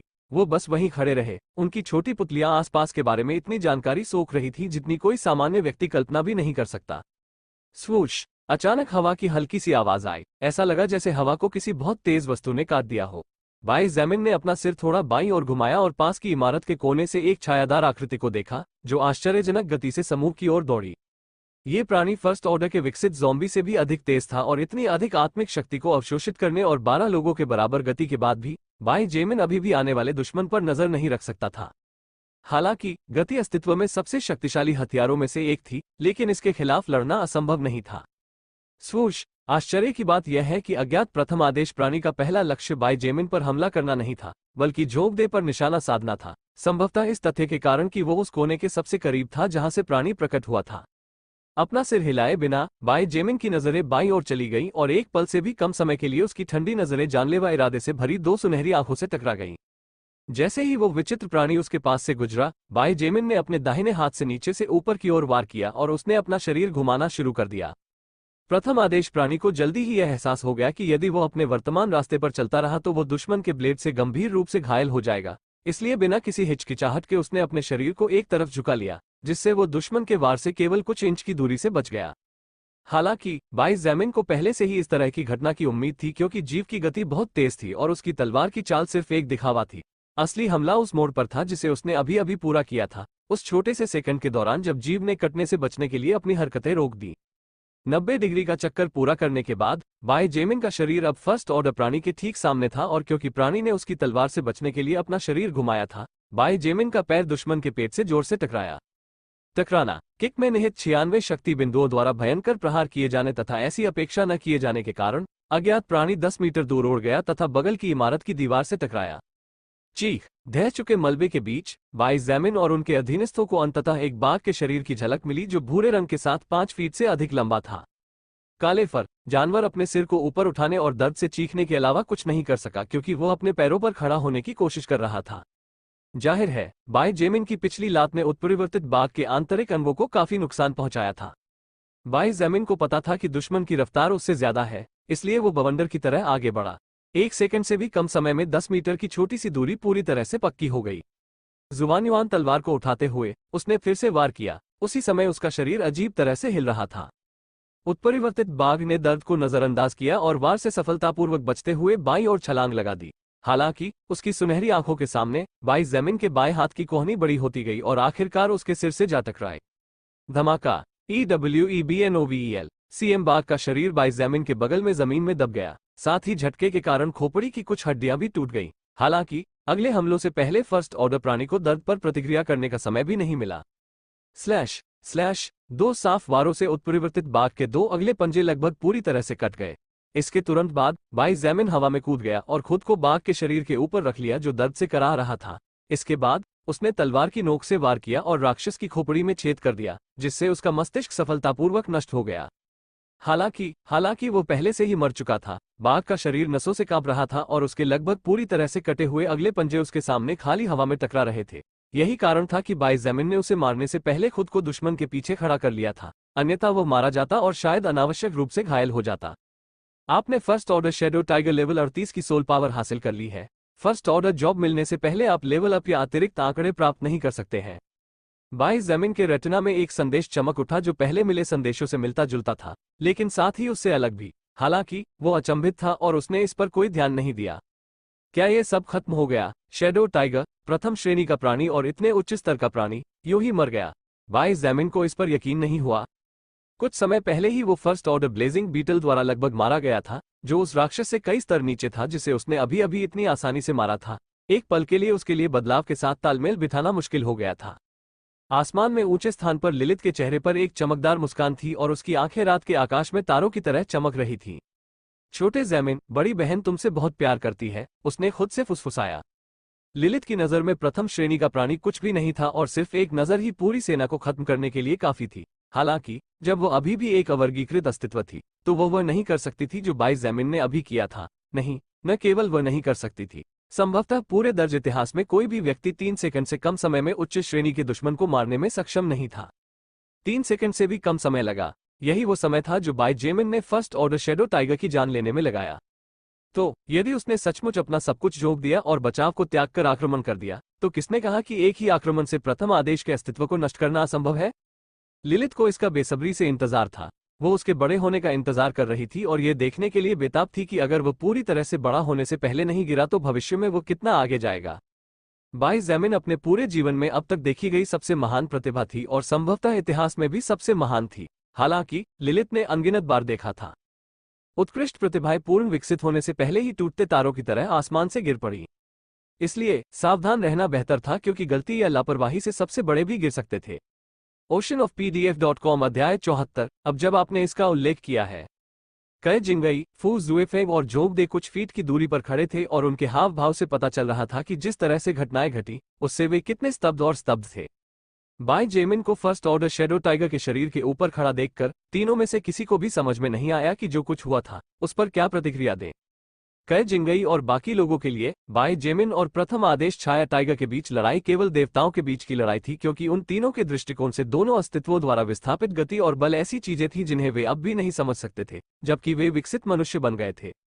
छाया बाघ की भूतिया गति निस्संदेह आश्चर्यजनक थी, लेकिन उन तीनों के लिए सबसे अधिक आश्चर्यजनक बात थी बाई जैमिन की प्रतिक्रिया करने की क्षमता। उसने केवल 3 कारकों पर भरोसा करके छाया बाघ की गति को पूरी तरह से दबा दिया। प्रतिक्रिया क्षमता, शक्ति, युद्ध वृत्ति। उन्हें वास्तव में ये पता नहीं था कि बाई जैमिन ने पिछली लड़ाई में अपना 100% भी नहीं दिया था। धीरे धीरे बाई जैमिन छाया बाघ की लाश से नीचे उतरा और चुपके से आहें भरी। युद्ध के मैदान और दुश्मन की हरकतों पर ध्यान केंद्रित करते हुए मल्टीटास्किंग करना वाकई एक चुनौती थी। अगर वह अपने रक्त हेरफेर कौशल और मन का इस्तेमाल कर पाता, तो वह न केवल खुद पर कौशल का इस्तेमाल कर सकता था, बल्कि वह दुश्मन पर बमबारी करने और उन्हें रोकने और अंदर से बाहर तक उन पर हमला करने के लिए हथियार भी बना सकता था। दुर्भाग्य से ऐसा करते समय ऐसा करना वो एक लड़ाई के बीच में था। ये बिल्कुल भी सरल नहीं था और निश्चित रूप से ऐसा कुछ नहीं था जिसे 1 सप्ताह के समय में सीखा जा सके। इसे भूल जाओ, मैं धीरे धीरे इसमें बेहतर होता जाऊंगा। सर्वनाश के पहले दिन की तुलना में रक्त हेरफेर पर मेरी ताकत और नियंत्रण में पहले से ही काफी सुधार हुआ है। बाई जैमिन ने विलाप करना बंद कर दिया और थोड़ा अधिक आशावादी होने का फैसला किया, क्योंकि उसने जानवर के पेट पर एक छोटा लेकिन गहरा कट लगाया और अंदर खून इकट्ठा करना शुरू कर दिया। यहाँ तक कि उसने कुछ बोतलें भी खाली कर दी जिनमें सामान्य प्राणियों का खून था और उसे शैडो टाइगर के खून से बदल दिया, क्योंकि हालांकि वह निश्चित नहीं था। बाई जैमिन ने अनुमान लगाया कि प्रथम श्रेणी के प्राणी का खून कुछ मायनों में अवर्गीकृत अस्तित्व के खून से बेहतर होना चाहिए। जब वे इस विषय पर विचार कर रहे थे, तो उन्होंने अब तक की 2 सबसे महत्वपूर्ण विकास प्रक्रियाओं की जांच करने का निर्णय लिया। सबसे पहले, प्रथम क्रम तक उसकी विकास प्रक्रिया। ब्लड मैनिपुलेशन का उपयोग करके एक ही हमले से अनरैंक्ड दुश्मनों को मार डाले, 100/100। खुद पर रक्त हेरफेर का उपयोग करके पहले आदेश दुश्मन को मार डालो, आधा। रक्त हेरफेर का उपयोग करके अपने आप पर एक ही हमले से पहले आदेश दुश्मन को मार डालो, 0/1। वास्तव में उसे सफलतापूर्वक आगे बढ़ने के लिए केवल 1.5 और आवश्यकताओं को पूरा करने की आवश्यकता थी। अगली चीज जो उसने जांचने का फैसला किया वो थी उसके रक्त हेरफेर कौशल की विकास प्रक्रिया में प्रगति। स्तर 5 या उससे ऊपर के 50 दुश्मनों से 100 लीटर रक्त एकत्र करे। 68/100। 5 प्रथम श्रेणी के शत्रुओं से 10 लीटर रक्त एकत्रित करे। 6/10। एक द्वितीय श्रेणी के शत्रु से 1 लीटर रक्त एकत्रित करे। 0/1। एक सप्ताह पहले ऐसी जरूरतें पूरी करना असंभव था और ऐसा लगता था कि इन सभी को पूरा करने में पूरी जिंदगी लग जाएगी। लेकिन आज, एक सप्ताह बाद, आखिरी जरूरत को छोड़कर बाकी 2 जरूरतें पूरी होने में बस समय की ही बात थी। ये छोटी छोटी बातें बाय जेमिन को दिखाती थी कि वो कितना मजबूत हो गया था। साथ ही उसे लगातार यह याद दिलाती थी कि उसे आत्मसंतुष्ट नहीं होना चाहिए, क्योंकि कहीं ना कहीं ऐसे अस्तित्व मौजूद हैं जो एक पल में उसके 20 साल के जीवन और प्रयास को मिटा सकते हैं। शैडो टाइगर से अच्छी मात्रा में रक्त एकत्र करने के बाद बाय जेमिन ने एक जटिल नजर के साथ जमीन से 2 गोले उठाए। जब उसने ब्लेजिंग बीटल को मारा तो उसे एक स्किल स्क्रॉल और 3 ओब्स मिले, जिनमें से एक मैजिक ग्रेड का था। एंटी मैजिक ज़ोंबी को हराने और मारने के बाद जानवर ने 3 ओब्स गिराए और उनमें से एक मैजिक ग्रेड का भी था। लेकिन अब जब उसने शैडो टाइगर को मार दिया था तो उसे केवल 2 ओब्स मिले और सबसे उच्च ग्रेड दुर्लभ था। धीरे धीरे जैसे जैसे वो अधिक शक्तिशाली होता गया और प्रथम श्रेणी के अस्तित्वों को पराजित करने में सक्षम होता गया, उसके द्वारा प्राप्त खजाने की मात्रा कम होती गई तथा गुणवत्ता भी लगातार कम होती गई। खजाने के गोले को अपने पास रखने के बाद बाय जेमिन ने छाया बाग के सिर में स्थित मन पत्थर की खोज शुरू कर दी। यह उसका 5वां सोल स्टोन होगा अगर इस राक्षस के पास एक था, एक ब्लेजिंग बीटल से आया था, एक फास्ट मैंटिस से, 2 उन सभी म्यूटेटेड कुत्तों में से जिन्हें उसने मारा था। बाय जेमिन ने आज क्षेत्र की सफाई करते समय उन्हें उठाया था। अचानक कदमों की आवाज ने उसका ध्यान आकर्षित किया और उसने आत्मा पत्थर की खोज में बिना रुके अपनी हरकतें पीछे देखी। थोड़ी दूरी पर और नियमित कदमों से आगे बढ़ते हुए शानविगुआन बिंगजू ज़ॉम्बी लाशों के बीच से एक उदासीन नजर से चल रही थी। उसकी सफेद पोशाक, चांदी के बाल और उसके खून से सने परिवेश के बीच का अंतर एक ऐसा अनोखा नजारा था जिसकी सराहना हर रोज नहीं की जा सकती थी। उसका ध्यान उसके और शैडो टाइगर के पूरी तरह से बेजान शरीर के बीच चला गया। उसकी आंखों में एक अजीब सी चमक थी, लेकिन उसके ठंडे चेहरे की वजह से यह बताना मुश्किल था कि उसके दिमाग में क्या चल रहा था। कुछ कदम दूर पहुंचने के बाद वह रुक गई और चुपचाप उसकी हरकतें देखने लगी। बाय जेमिन की आंखें चमक उठी और उसका ध्यान छाया बाग की खोपड़ी के अंदर उस कठोर वस्तु पर चला गया जिसे वो छू रहा था। एक हल्के झटके के साथ उसने अपना खून से लथपथ हाथ बाहर निकाला। हालांकि उसने इस पर ध्यान नहीं दिया और उसने अपनी हथेली में काले रंग के पत्थर पर ध्यान केंद्रित किया। उसके मुंह पर एक संतुष्ट मुस्कान थी और उसने अपने दूसरे फर्स्ट ऑर्डर सोल स्टोन को बाकी के बगल में एक प्लास्टिक बैग में रख दिया।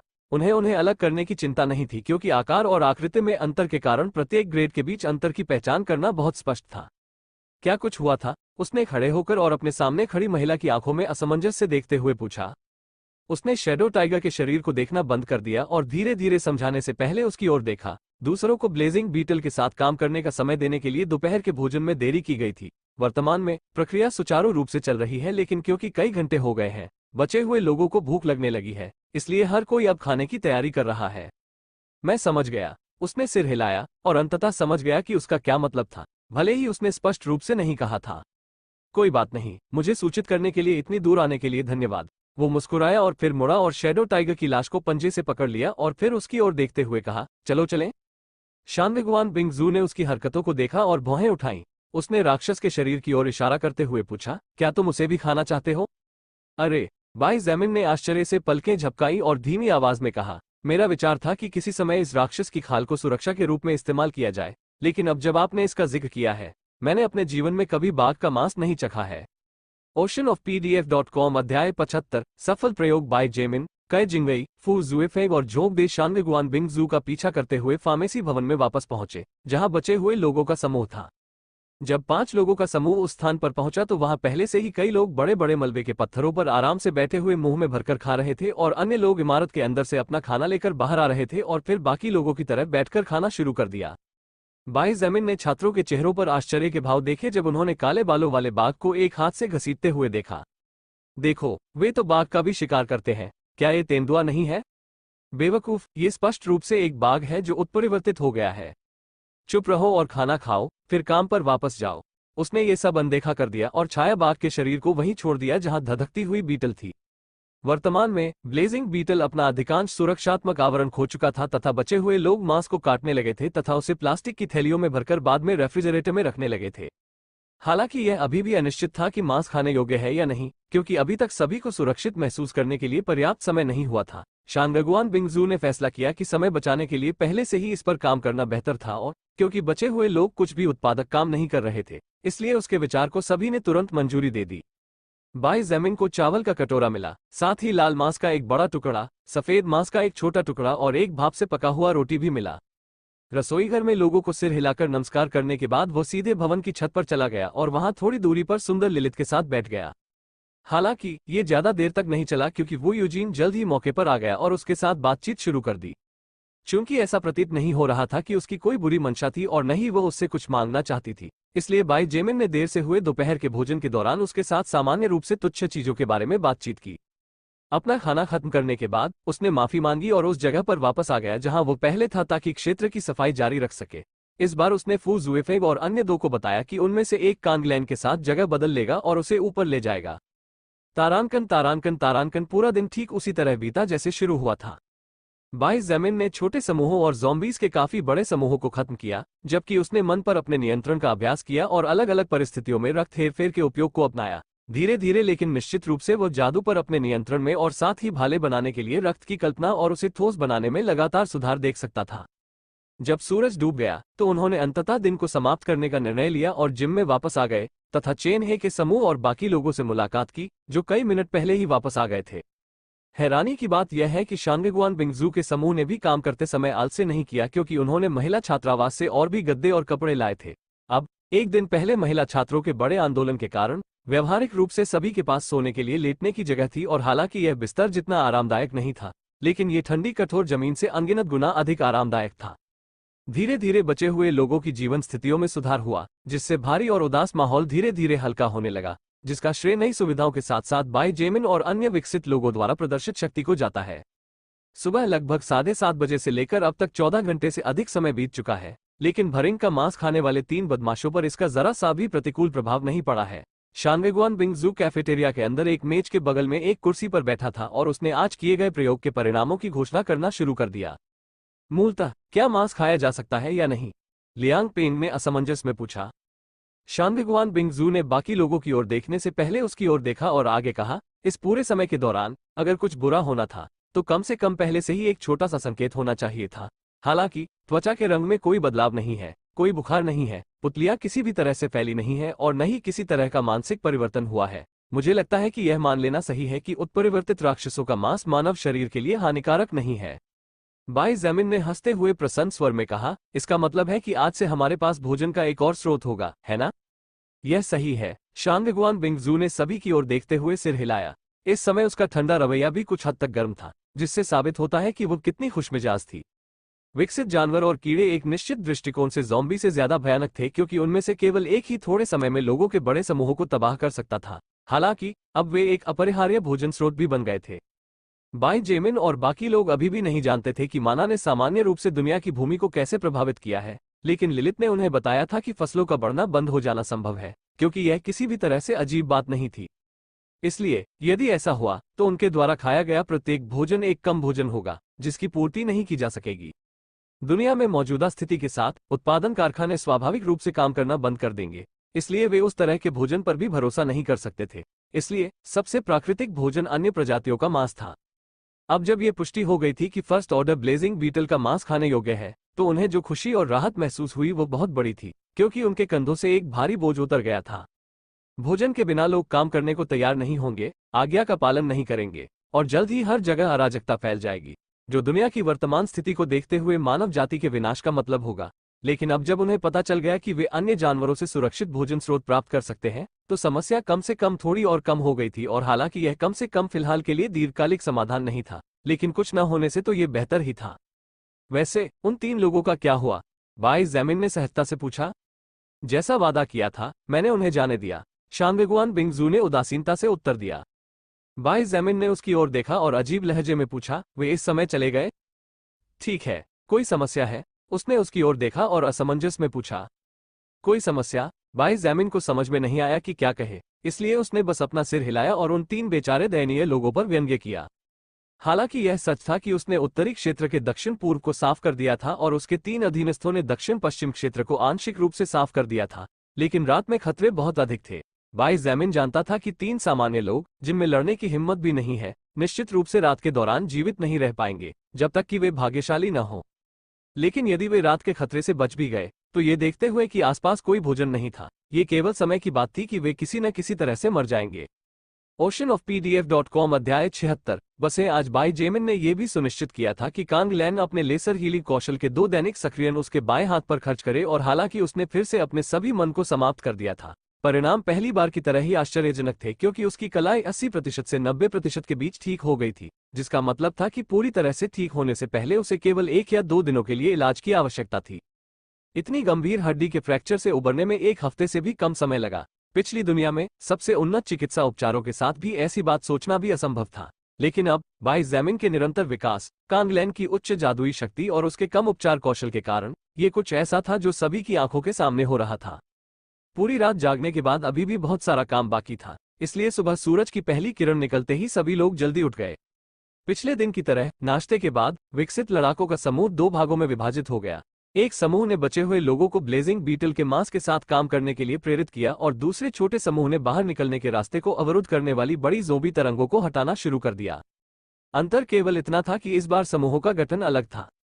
एक दिन पहले, क्योंकि वे अभी भी उत्परिवर्तित कीट मांस के प्रभाव के बारे में अनिश्चित थे, शानविगुआन बिंगजू, जो वो व्यक्ति था जिसने इसे खाने और एक प्रयोग करने का विचार बनाया था, को पूरे दिन मौजूद रहना पड़ा। हालांकि अब जब संदेह दूर हो गए थे और उन्हें आखिरकार एहसास हुआ कि फार्मेसी बिल्डिंग के आसपास का इलाका अपेक्षाकृत सुरक्षित था, तो अब ऐसी सुरक्षा की कोई जरूरत नहीं थी। इसलिए शानविगुआन बिंगजू ने पार्किंग स्थल की ओर जाने वाली सड़क को भी साफ करना शुरू कर दिया था, जहां स्कूल बसें और अन्य कारें जो पहले छात्रों या शिक्षकों की थीं, बरामद की गई। पूरे दिन काम करने के बाद समूह पुनः आराम करने चला गया, और अगले दिन जब वे उठे तो पुनः काम जारी रखने के लिए अलग हो गए। तारांकन तारांकन तारांकन पृथ्वी पर आत्मा रिकॉर्ड के आगमन के बाद से 10वां दिन। 3 दिन से अधिक की सफाई के बाद शानविगुआन बिंगजू, फूजूफेक, कय जिंगई और झोंक दे ने अंततः विश्वविद्यालय के उत्तर में दक्षिण पश्चिमी क्षेत्र से सभी लाशों का सफाया कर दिया। इसके अलावा कांग लैन द्वारा लगातार उपचार किए जाने और अपने उच्च स्वास्थ्य के कारण भाई जेमिन का टूटा हुआ हाथ अंततः पूरी तरह से ठीक हो गया था, और वो इसे इतनी सामान्य रूप से हिला सकता था कि कोई भी उस पर विश्वास नहीं करता अगर वो कहता कि 1 सप्ताह पहले उसकी हड्डियां लगभग धूल में बदल गई थी। ओह, इससे यात्रा बहुत आसान हो जाएगी, चेन हे ने खुशी से कहा जब उसने 10 से अधिक बसों और सैकड़ों कारों को बड़े करीने से पार्क किया हुआ देखा। चूंकि पार्किंग स्थल भूमिगत था, इसलिए इस जगह पर ज़ॉम्बी बहुत कम थे, और कुछ आसान काम के बाद यह क्षेत्र साफ हो गया। अगर यहाँ सुविधाओं की कमी न होती जो किसी इंसान को यहाँ रहने से रोकती, तो ये जगह पूरे विश्वविद्यालय में सबसे उपयुक्त मानी जा सकती थी। वास्तव में इससे एक बड़ी समस्या हल हो जाती है। भाई जैमिन ने सहमति में सिर हिलाया और गुप्त राहत की सांस ली। अपनी दीर्घकालिक योजनाओं को ठीक से काम करने के लिए भाई जैमिन को अन्य लोगों की मदद की जरूरत थी। इसके अलावा अगर वो जब भी संभव हो इंसानों की मदद नहीं करता, तो दुनिया के ठीक होने पर कारखानों, पानी के बांधों और बिजली संयंत्रों के साथ साथ कई अन्य प्रणालियों को कौन चलाने वाला था? वो ऐसा नहीं कर सकता था। इसलिए भले ही अन्य लोगों की सुरक्षा उसकी विशेष चिंता का विषय नहीं थी, फिर भी यह एक ऐसा कार्य था जिसे उसे पूरा करना था। अब तक भाई जैमिन द्वारा बचाए गए बचे हुए लोगों का समूह और बाकी लोगों की संख्या लगभग 500 या 600 थी। हालांकि उन सभी को विश्वविद्यालय से बाहर निकालना बहुत बड़ी चुनौती होगी, लेकिन बसों के इस बेड़े के जुड़ने से यह समस्या लगभग पूरी तरह से हल हो गई थी। अरे दोस्तों, वे चीजें और उपकरण ले आओ। लियांग पेंग ने हाथ हिलाया और दूसरे कोने की ओर चिल्लाया। उसकी तेज आवाज हर जगह गूंज उठी, और अगर वहां कोई ज़ॉम्बी छिपा होता तो निस्संदेह वह आकर्षित हो जाता। उनके आह्वान पर लोगों के एक बड़े समूह ने 1 मीटर से ज्यादा लंबे कई धातु के टुकड़ों को घसीटा, जिनमें अन्य छोटे धातु के टुकड़े थे। ये धातु के टुकड़े स्वाभाविक रूप से फर्स्ट ऑर्डर ब्लेजिंग बीटल के खोल थे। कई दिनों की मेहनत और प्रयास के बाद 3 मीटर से ज्यादा लंबा और 5 मीटर से ज्यादा लंबा बीटल पूरी तरह से गायब हो गया था। इसके मांस को उचित तरीके से संरक्षित किया जा रहा था, खोल को बचा लिया गया था, और यहां तक कि बड़े पैरों को भी व्यायामशाला में ले जाया गया था ताकि बाद में उन्हें हथियार में बदला जा सके। जहां तक मांस की बात है, तो पहली बार इसे चखने पर सभी लोग हैरान रह गए। उत्परिवर्तित हाथी भरिंग का मांस न केवल स्वादिष्ट और कोमल था, बल्कि जब उन्होंने इसे खाया तो सभी को कुछ स्टेट पॉइंट मिले, जिससे उनका प्राकृतिक स्वास्थ्य कुछ पॉइंट बढ़ गया। यहां तक कि भाई जैमिन को भी उस समय एक स्वास्थ्य पॉइंट मिला था। हालांकि यह अफसोस की बात थी कि यह केवल एक बार काम आया, क्योंकि जैसे जैसे वे उस मांस को अधिक खाते गए, एक सामान्य व्यक्ति का शरीर स्वाभाविक रूप से बहुत स्वस्थ हो गया, जो आश्चर्यजनक था। गोले के इतने सारे हिस्सों को देखकर भाई जेमिन ने अपना शरीर तान दिया और उसकी हड्डियां गड़गड़ाने लगी। उसने कहा, ठीक है, काम शुरू करने का समय आ गया है। 20 से अधिक पुरुष छात्रों ने सिर हिलाया और लियांग पेंग और बाई जैमिन के साथ बसों का निरीक्षण करना शुरू कर दिया। इस समूह में लोग शामिल थे मैकेनिक्स में कुछ अनुभव के साथ, और वे सभी कामकाजी पृष्ठभूमि से आए थे। मुझे लगता है कि हमें सामने वाला बम्पर हटा देना चाहिए जो कि वस्तुतः प्लास्टिक का बना हुआ है, तथा उसकी जगह धातु का बम्पर लगा देना चाहिए। नहीं, क्यों न हम एक नुकीला मंच बनाएं जो सामने के हिस्से को ढक ले और केवल सामने की खिड़की को खुला छोड़ दें? लेकिन इससे बहुत अधिक सामग्री बर्बाद हो जाएगी और मुझे यकीन नहीं है कि हमारे पास जो शेल है उसके लिए ये पर्याप्त होगा। ये सच है। इतना ही नहीं, अगर हम पूरे शव को अलग कर दें तो गियर ढीले हो सकते हैं। जब उसने बाई जेमिन और लियांग पेंग को अन्य पुरुष छात्रों के साथ बहस करते और अज्ञात शब्दों का नाम लेते देखा, तो चेन हे असहज महसूस करने से खुद को रोक नहीं सका। दुनिया के अचानक बदलने से पहले चेन हे एक आदर्श छात्र था जिसका लक्ष्य भविष्य में सरकार में कोई महत्वपूर्ण व्यक्ति बनना था। इसके अलावा, क्योंकि उसके परिवार के पास पर्याप्त पैसा था, इसलिए उसे नौकरी करने की भी जरूरत नहीं थी, इसलिए उसे मैकेनिक्स या ऑटोमोबाइल के बारे में कोई जानकारी नहीं थी। अतीत में उन्होंने एक कार चलाई थी जिसकी कीमत 2 मिलियन चीनी युआन से अधिक थी, और अगर उसे मरम्मत की आवश्यकता होती तो चेन हे उसे सबसे अच्छी सेवा में ले जाते। तब वह कैसे समझ सकता था कि वे किस बारे में बात कर रहे थे? चीन में मैकेनिक का काम आमतौर पर कम पढ़े लिखे लोगों द्वारा चुना जाता था और लोग आमतौर पर उन्हें पसंद नहीं करते थे। हालांकि इस नई दुनिया में मैकेनिक्स का ज्ञान चेन हे द्वारा अर्जित राजनीतिक ज्ञान से अनगिनत गुना अधिक मूल्यवान था। जिसे पहले कुछ हद तक तिरस्कार भरी नजरों से देखा जाता था, वो अब आवश्यक हो गया था और उसकी प्रशंसा की जाने लगी थी, जबकि जो कभी प्रशंसनीय और गर्व का प्रतीक था वो अब अप्रासंगिक हो गया था। अब बेकार। oceanofpdf.com। अध्याय 77। संशोधन पूरा हुआ और परेशानियां। वो यूजीन अपने बचपन की दोस्त के विचारों को समझने में सक्षम लग रही थी, लेकिन इस मामले में ऐसे कोई शब्द नहीं थे जो किसी का मनोबल बढ़ा सके। आखिरकार चेन हे हमेशा हर चीज में उत्कृष्ट रहा था, और अब जब वो पूरी तरह से छाया हुआ था तो स्वाभाविक रूप से यह उसके लिए बहुत अचानक बदलाव था और उसे इसकी आदत डालने में समय लगेगा। वास्तव में बहुत सी लड़कियां जो पहले उसके लिए किसी तरह की भावना या प्रशंसा रखती थी, वे उसे फिर से देखने और अनजाने में उसकी तुलना बाई जैमिन से करने से खुद को रोक नहीं पाई। अगर ये 10 दिन पहले की बात होती तो बाई जैमिन बची हुई कई खूबसूरत महिलाओं के लिए दूसरी नजर के लायक भी नहीं होता, लेकिन अब सब कुछ अलग था। कई लोग ये सोचे बिना नहीं रह सके कि ऐसी दुनिया में जहां मृत्यु सांस लेने के समान स्वाभाविक है, क्या एक सुंदर आदमी का पीछा करना बेहतर है या अधिक क्षमता वाले आदमी का? चेन हे बेशक कुशल था, बस बाई जैमिन बहुत ज्यादा शक्तिशाली था। मैं दक्षिण की ओर जाने वाले निकास मार्ग की तलाश में जाऊंगा, चेन हे ने पीछे मुड़ने और दृश्य छोड़ने से पहले कहा, यह निर्णय लेते हुए कि जो करने के लिए कहा गया था उसे करना बेहतर था। उसके पास भी अपनी खूबियां थी और खुद को नीचा दिखाने के बजाय उनकी सराहना करना बेहतर था। तारांकन तारांकन तारांकन। समय तेजी से बीत गया। सुबह हो चुकी थी और दोपहर भी आधी बीत चुकी थी, लेकिन हथौड़े की आवाज, ड्रिलिंग, पीसने, वेल्डिंग के साथ साथ पहियों के नट और स्क्रू के जमीन पर गिरने की आवाज विश्वविद्यालय के सबवे पार्किंग स्थल में हर जगह सुनी जा सकती थी। लगभग 22 लोगों का समूह लगभग बिना आराम किए काम करता था और केवल भूख लगने पर ही खाना खाने के लिए रुकता था, क्योंकि जितनी जल्दी वे काम समाप्त कर लेते उतनी ही जल्दी वे विश्वविद्यालय परिसर से बाहर निकल सकते थे और अंततः ये जान सकते थे कि बाहरी दुनिया में स्थिति कैसी है। यांत्रिकी में अनुभवी 22 लोगों के अलावा वहां कई अन्य लोग भी थे जो धातु के हिस्सों को उनके स्थान पर रखने में मदद कर रहे थे या उनमें से किसी के द्वारा बताई गई वस्तुओं और औजारों तक पहुंचने में मदद कर रहे थे, जिससे काम की प्रक्रिया में और अधिक तेजी आ गई। ध्यान देने योग्य एक बात यह थी कि जब उन्होंने काम करना शुरू किया तो बाई जेमिन, लियांग पेंग और अन्य 20 छात्रों को निम्नलिखित संदेश मिला, लेकिन कुछ अंतरों के साथ। विशेष रूप से बाई जेमिन के मामले में यह था, आपने अवर्गीकृत निष्क्रिय कौशल मरम्मत स्तर 5 सीख लिया है।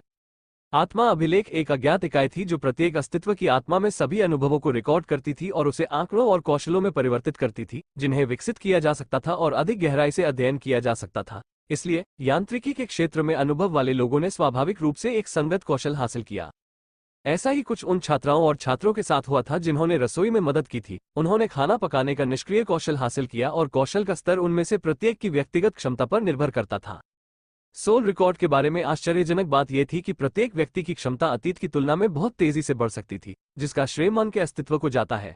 जितना अधिक वे खाना पकाते थे, रसोई के प्रभारी लोगों की खाना पकाने की कुशलता उतनी ही तेजी से बढ़ती थी, और जितना अधिक वे हथौड़ा चलाते थे उतना ही अधिक उन लोगों की मरम्मत कौशल का स्तर बढ़ता था जिन्हें वे संशोधित कर रहे थे। ये सोल रिकॉर्ड के रूप में जानी जाने वाली इस अजीब अज्ञात इकाई का एक और आश्चर्य था। कई घंटे पहले खड़ी की गई क्लासिक बसों की तुलना में वर्तमान बसों का स्वरूप काफी भिन्न था। अतीत में वाहन एक निश्चित दृष्टिकोण से अधिक सुरक्षित थे क्योंकि वे लगभग शुद्ध लोहे से बने होते थे, जबकि आज के वाहन मुख्य रूप से प्लास्टिक और यहां तक कि कुछ मामलों में फाइबरग्लास से बने होते हैं, जिससे उपस्थिति और आराम में सुधार होता है। इसलिए इस नई दुनिया और हर किसी की जरूरतों के हिसाब से बेहतर तरीके से ढलने के लिए बसों के सामने के हिस्से को लगभग पूरी तरह से हटा दिया गया था और उसकी जगह एक बड़ी धातु की प्लेट लगाई गई थी, जिससे केवल खिड़की और हेडलाइट्स खुली रह गई थी। इसके अलावा बसों की बाकी सभी कांच की खिड़कियों को हटा दिया गया था और उनकी जगह हर तरफ एक ब्लेजिंग बीटल शेल प्लेट लगाई गई थी। यद्यपि ये दुख की बात थी कि अधिकांश धातु कठोर आवरण का उपयोग किया गया था, तथापि 10 बसों की समग्र सुरक्षा पिछली बसों की तुलना में काफी बेहतर हो गई थी। अंततः पूरा भाई जैमिन ने अपने काम को संतुष्टि के भाव से देखा। भले ही उनके पास सभी जरूरी उपकरण नहीं थे, लेकिन यह वाकई बहुत बढ़िया निकला था और 10 शानदार दिखने वाली बसें अब 10 स्टील के राक्षसों जैसी लग रही थी। अच्छा काम। वो यूजीन पानी की एक छोटी बोतल लेकर उसके पास आया और एक आकर्षक मुस्कान के साथ उसे बोतल थमा दी।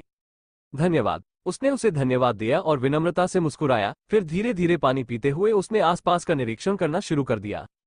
भाई जैमिन ने देखा कि सिर्फ वो यूजीन ही नहीं थे।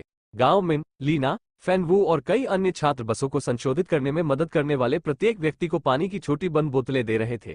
इस बिंदु पर हर कोई जानता था कि उन्हें किसी भी तरह से मदद करनी होगी ताकि न केवल उनके बचने की संभावना बढ़ जाए और उनका जीवन बेहतर हो जाए, बल्कि समूह से निष्कासित भी न किया जाए।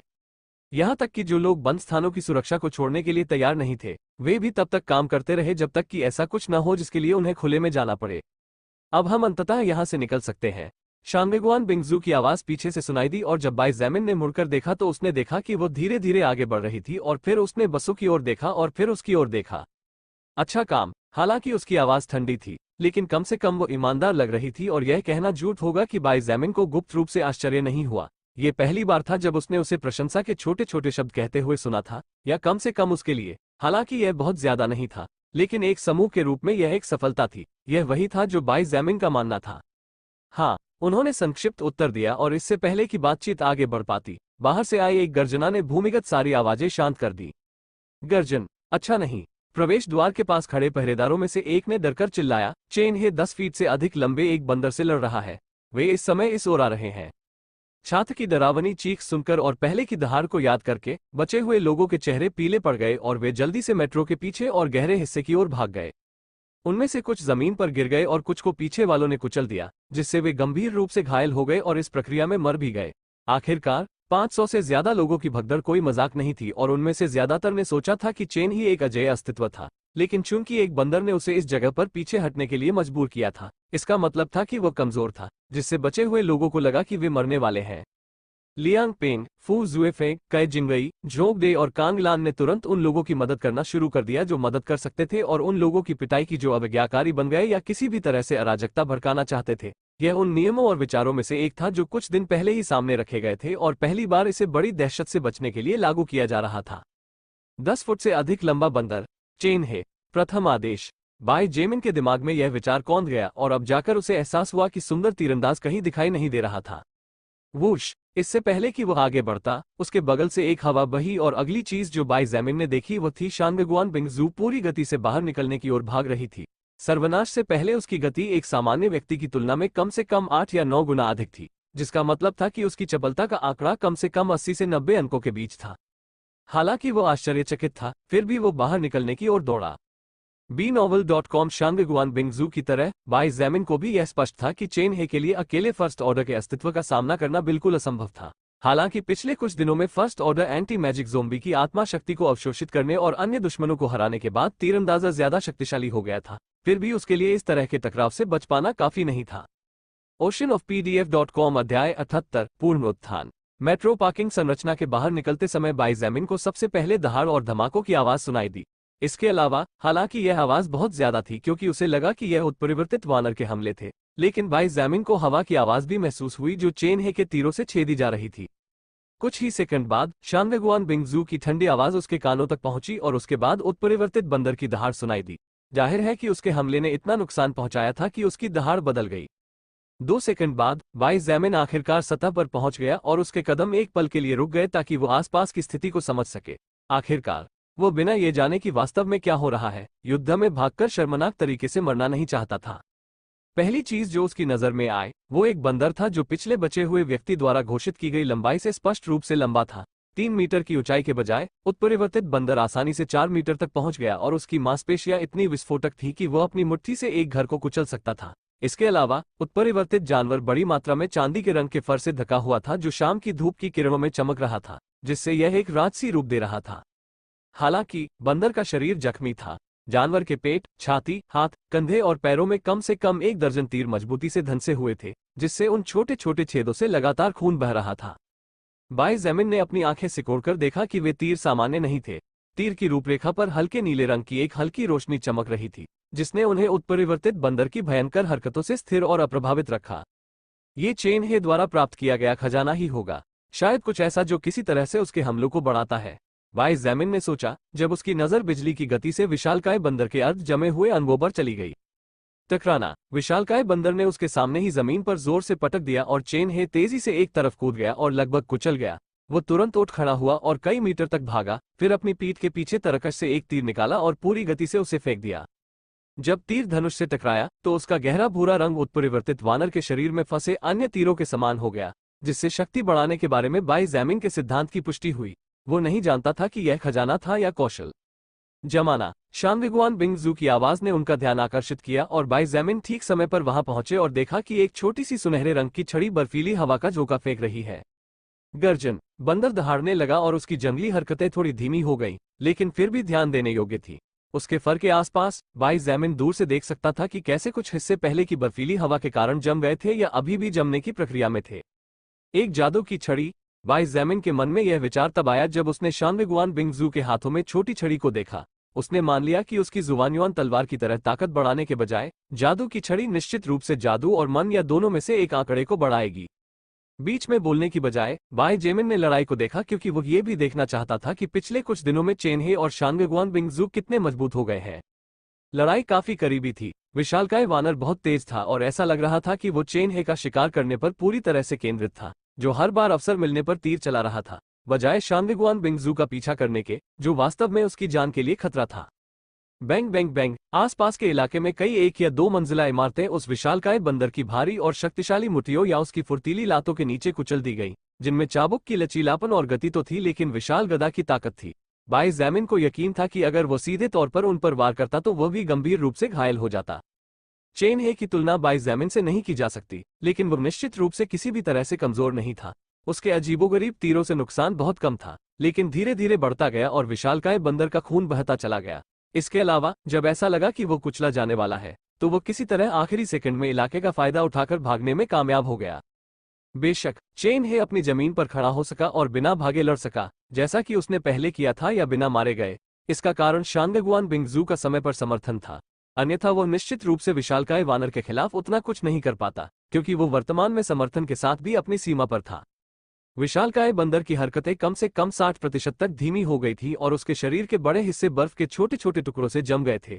इसके अलावा शानविगुआन बिंगजू ने राक्षस को रोकने के लिए कभी कभी छोटे बर्फ के जाल लगाए या तेज बर्फ के भाले चलाए, जिससे छोटे छोटे घाव बन गए और धीरे धीरे अंदर का खून जम गया। दुर्भाग्य से भाई जैमिन को पता था कि प्रथम आदेश अस्तित्व के जीवन को समाप्त करना इतना आसान नहीं था, क्योंकि विशालकाय वानर ने अभी तक कोई कौशल नहीं दिखाया था। वास्तव में भाई जैमिन के विचार कुछ ही समय बाद सत्य साबित हुए।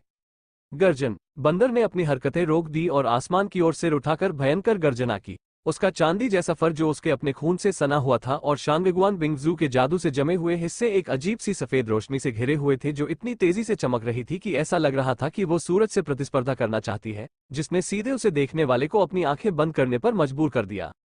जब चमकीली चमक शांत हो गई और सभी लोग फिर से अपनी आंखें खोलने में सक्षम हो गए, तो चेनहे खुद को कई कदम पीछे हटने से नहीं रोक सका, क्योंकि शानविगुआन बिंगजू की आंखें अविश्वास में थोड़ी चौड़ी हो गईं। मैं समझ गया, तो यह वो कौशल है जो इस वानर ने तब प्राप्त किया जब वो प्रथम श्रेणी में आगे बढ़ा, भाई जैमिन ने खुद से कहा। और जब उसने महसूस किया कि विशालकाय वानर का कौशल क्या था, तो वो मन ही मन थोड़ा डर गया। विशालकाय बंदर का कौशल बहुत सरल था। इससे उसकी ताकत नहीं बढ़ती थी, न ही उसकी गति या रक्षा बढ़ती थी, न ही इससे उसे किसी तरह का तात्विक नियंत्रण मिलता था। यह एक ऐसा कौशल था जिसका इस्तेमाल केवल उसी पर किया जा सकता था। पुनर्जनन। विशाल उत्परिवर्तित वानर ने अपने विकास के दौरान जो कौशल अर्जित किया था, उससे उसे किसी भी घाव से उबरने की क्षमता प्राप्त हुई। एक मजबूत दुश्मन से बुरा क्या हो सकता है? एक मजबूत दुश्मन जो इतनी मेहनत करने और इतनी बार अपनी जान जोखिम में डालने के बाद भी आपके द्वारा दिए गए घावों से उबर सकता है। खून और बर्फ के धब्बों से ढका चांदी का फर अब बिल्कुल सही लग रहा था, जैसे कि उसने पहले कभी किसी दुश्मन का सामना ही नहीं किया था।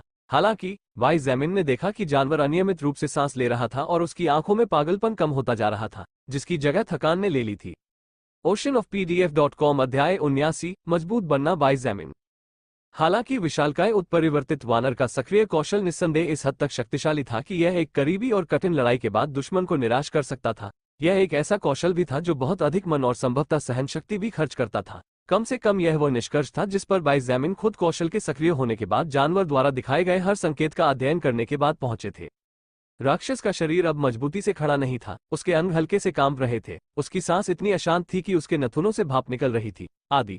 ये सभी थकावट के लक्षण थे। हालांकि बाय जैमिन ने अपनी आंखें सिकोड़ ली और पाया कि चेन हे के तरकश में सिर्फ 3 या 4 तीर बचे थे, जिसका मतलब था कि वह अब लड़ाई जारी नहीं रख सकता था। इसके अलावा शानविगुआन बिंगजू ने खुद भी काफी मन खत्म कर लिया था और हालांकि वो अभी भी लड़ाई में बनी रह सकती थी, लेकिन उसकी छाती भी उसकी हर सांस के साथ कुछ हद तक अनियमित रूप से ऊपर नीचे हो रही थी।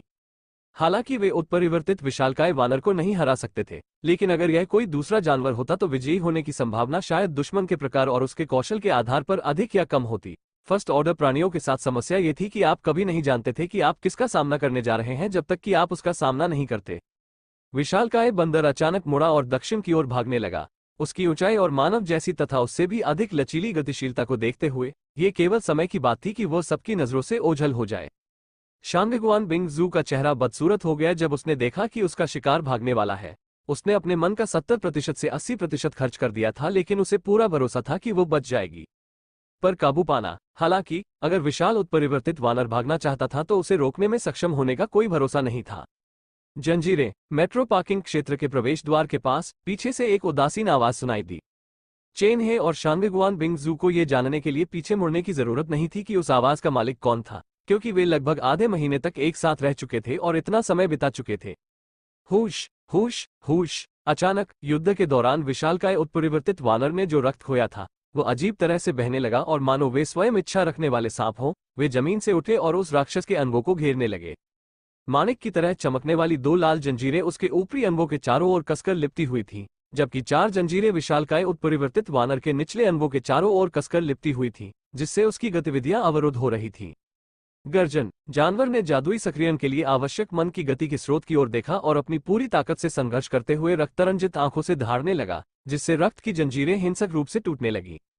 हालांकि वर्तमान बाय जैमिन अब पहले वाले बाय जैमिन नहीं रहे जिन्हें माना और उनके कौशल के बारे में कोई जानकारी नहीं थी। मजबूत करो, बाय जैमिन ने धीमी आवाज में कहा और जमीन पर पड़ा खून पहले से बनी खूनी जंजीरों में मिल गया, जिससे दरारें ठीक हो गईं और वे और भी मजबूत हो गईं। पिछले कुछ दिनों से बाय जैमिन मैना और उसके रक्त हेरफेर पर नियंत्रण का अभ्यास लगभग बिना रुके कर रहा था। केवल सोने और अपने दैनिक भोजन खाने के लिए रुकता था। बाकी समय उसने प्रशिक्षण के स्रोत के रूप में ज़ॉम्बीज का उपयोग करके बिताया। पहले तो उसे ये देखकर बहुत निराशा हुई कि उसके प्रयास बेकार थे। फिर वो शानविगुआन बिंगजू के बारे में सोचने से खुद को रोक नहीं पाया और उसने देखा कि जब भी वो बर्फ से कुछ बनाती थी तो वह अपनी रचना का नाम जोर से बोलती थी, या जब वो बर्फ की गोलियां उड़ाती थी तो वह अपना हाथ हिलाती थी। तभी उसके दिमाग में एक विचार को आधा और उसने उसकी नकल करते हुए हर बार जब वो अपने रक्त हेरफेर कौशल का उपयोग करता था तो वो जो कल्पना कर रहा था उसका नाम बोलकर प्रशिक्षण लेना शुरू कर दिया। ऐसा करने से बाय जैमिन को यह जानकर सुखद आश्चर्य हुआ कि इससे उसका काम कितना आसान हो गया, क्योंकि वह अपने शरीर के भीतर मौजूद मन पर अपना ज्यादा ध्यान केंद्रित कर सकता था ताकि वह अपने आसपास के वातावरण के साथ प्रतिध्वनित हो सके और उसके कौशल के सक्रियण में सामान्य से काफी कम प्रयास और मन की खपत होती थी। लगभग 3 दिनों के लगातार प्रशिक्षण के बाद उनके प्रयासों का फल धीरे धीरे सामने आने लगा और अब वो चमक रहे थे। शानविगुआन बिंगजू और चेन हे को लड़ते हुए देखकर बाय जैमिन को एहसास हुआ कि वे दोनों, खासकर वह, मजबूत थी। इतनी मजबूत कि वे प्रतिभाशाली थी, लेकिन वास्तव में उनके साथ उनका अंतर अभी भी काफी बड़ा था। शक्ति में इतने अंतर के साथ अपनी शक्ति को इतना छिपाने की कोई जरूरत नहीं थी, और जितना ज्यादा वह दिखाएगा उतना ही बेहतर होगा, क्योंकि भविष्य में उनके खिलाफ योजना बनाने की हिम्मत कम होगी। उसने खून की एक बोतल हवा में फेंकी और अपना हाथ ऊपर उठाते हुए धीरे से कहा, भाला। टकराना। बोतल फट गई और तरल रक्त के चारों ओर मन की लहर दौड़ गई। 1 सेकंड से भी कम समय में रक्त जम गया और कठोर हो गया, जिसने 2 मीटर से अधिक लंबे एक मजबूत, नुकीले भाले का आकार ले लिया। इस भाले के चारों ओर एक हल्की लाल चमक भी थी, क्योंकि इसे बनाने के लिए उसने 80 से अधिक मनन खर्च किए थे। कोई भी इस हथियार की छिपी हुई शक्ति की कल्पना कर सकता है।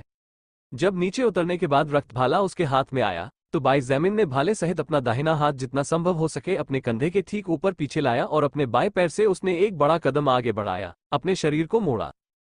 360 डिग्री पर घूमकर और चक्कर पूरा करने के बाद भाला पूरी गति से आगे की ओर बढ़ा।